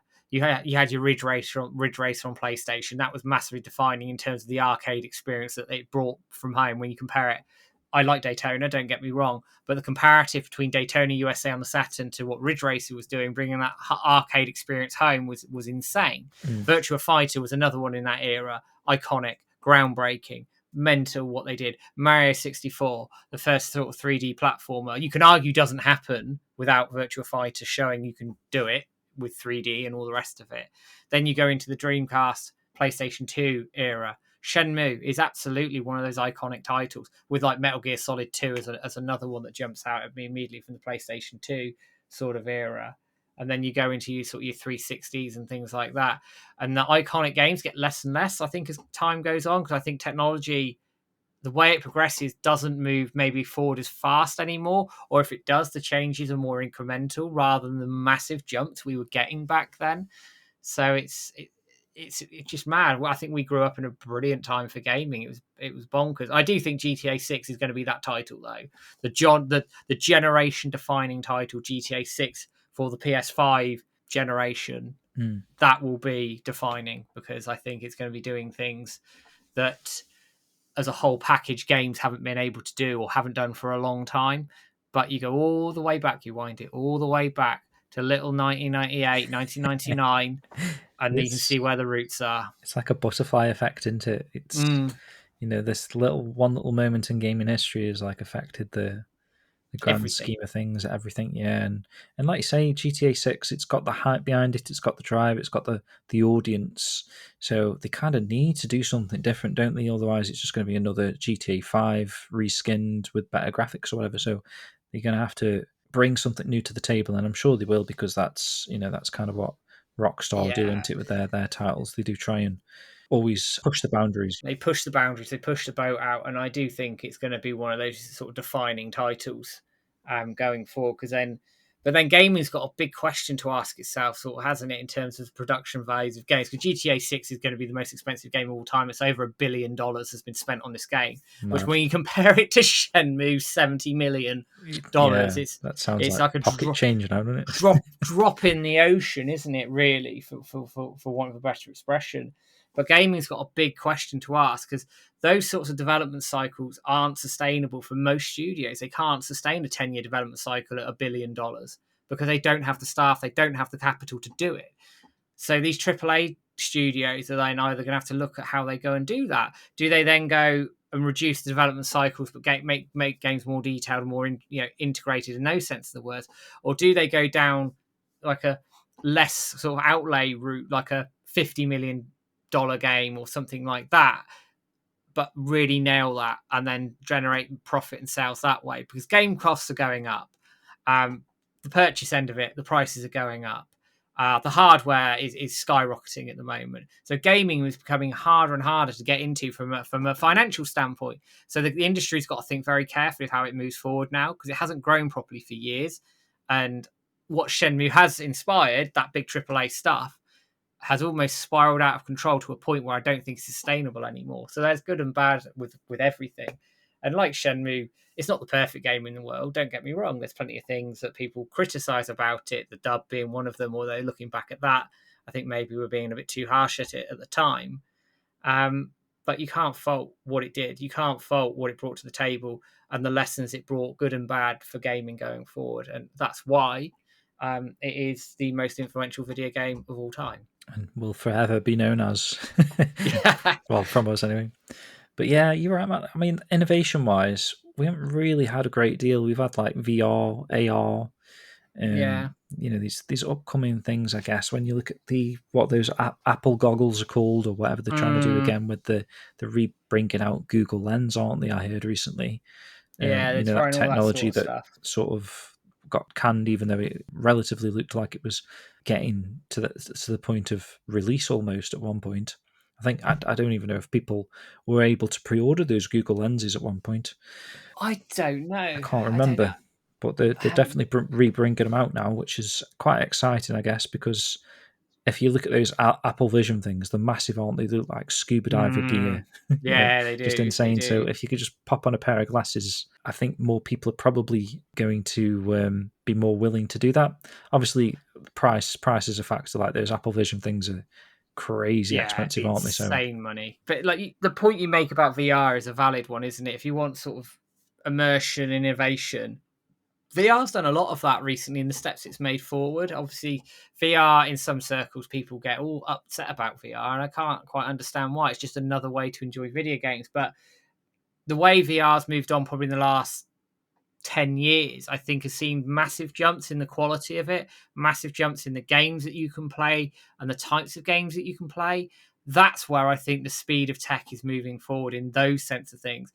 I think graphics on games now aren't going to get much better. And I was listening to Digital Foundry talking about that 8K TVs are getting dropped by Sony because nobody's buying them because nobody cares. Wow. I didn't realize that. So I suppose they've hit the sort of, what's the phrase? It's like the tipping point in it. It's past the point of people can actually see the difference. Exactly that. So that the idea being with that is you're going to see innovations in potentially refresh rates and things like that, and making games a more smoother experience. But likewise, and then this is just my view on it, I'd like to see games innovate in different ways in terms of art styles, in terms of presentation, in terms of utilizing different technologies that are out there like VR to make a more immersive, rounded experience. Because you look at a lot of games, AAA, they all look the same, don't they, in terms of photorealism and all the rest of it. Yeah. I'd love a game, like one AAA title to be like a cell shaded sort of game, just as an example, but another be like photorealistic, or another one be like very art stylized, or so there's some differentiation out there as well.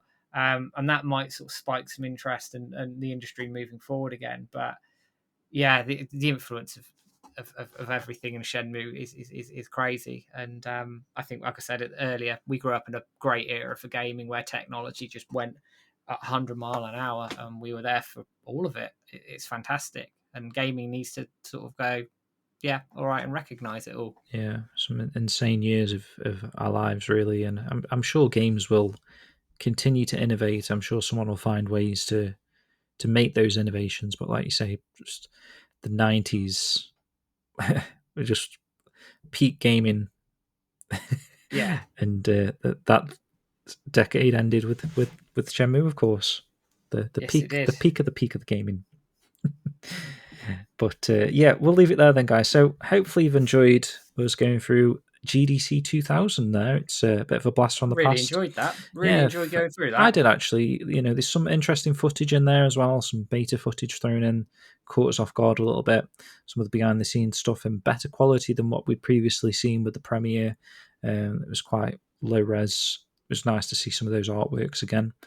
And obviously some of the answers and questions from Greg and Yu Suzuki were thought-provoking, I'm sure. Yes. But yeah, we'll leave it there.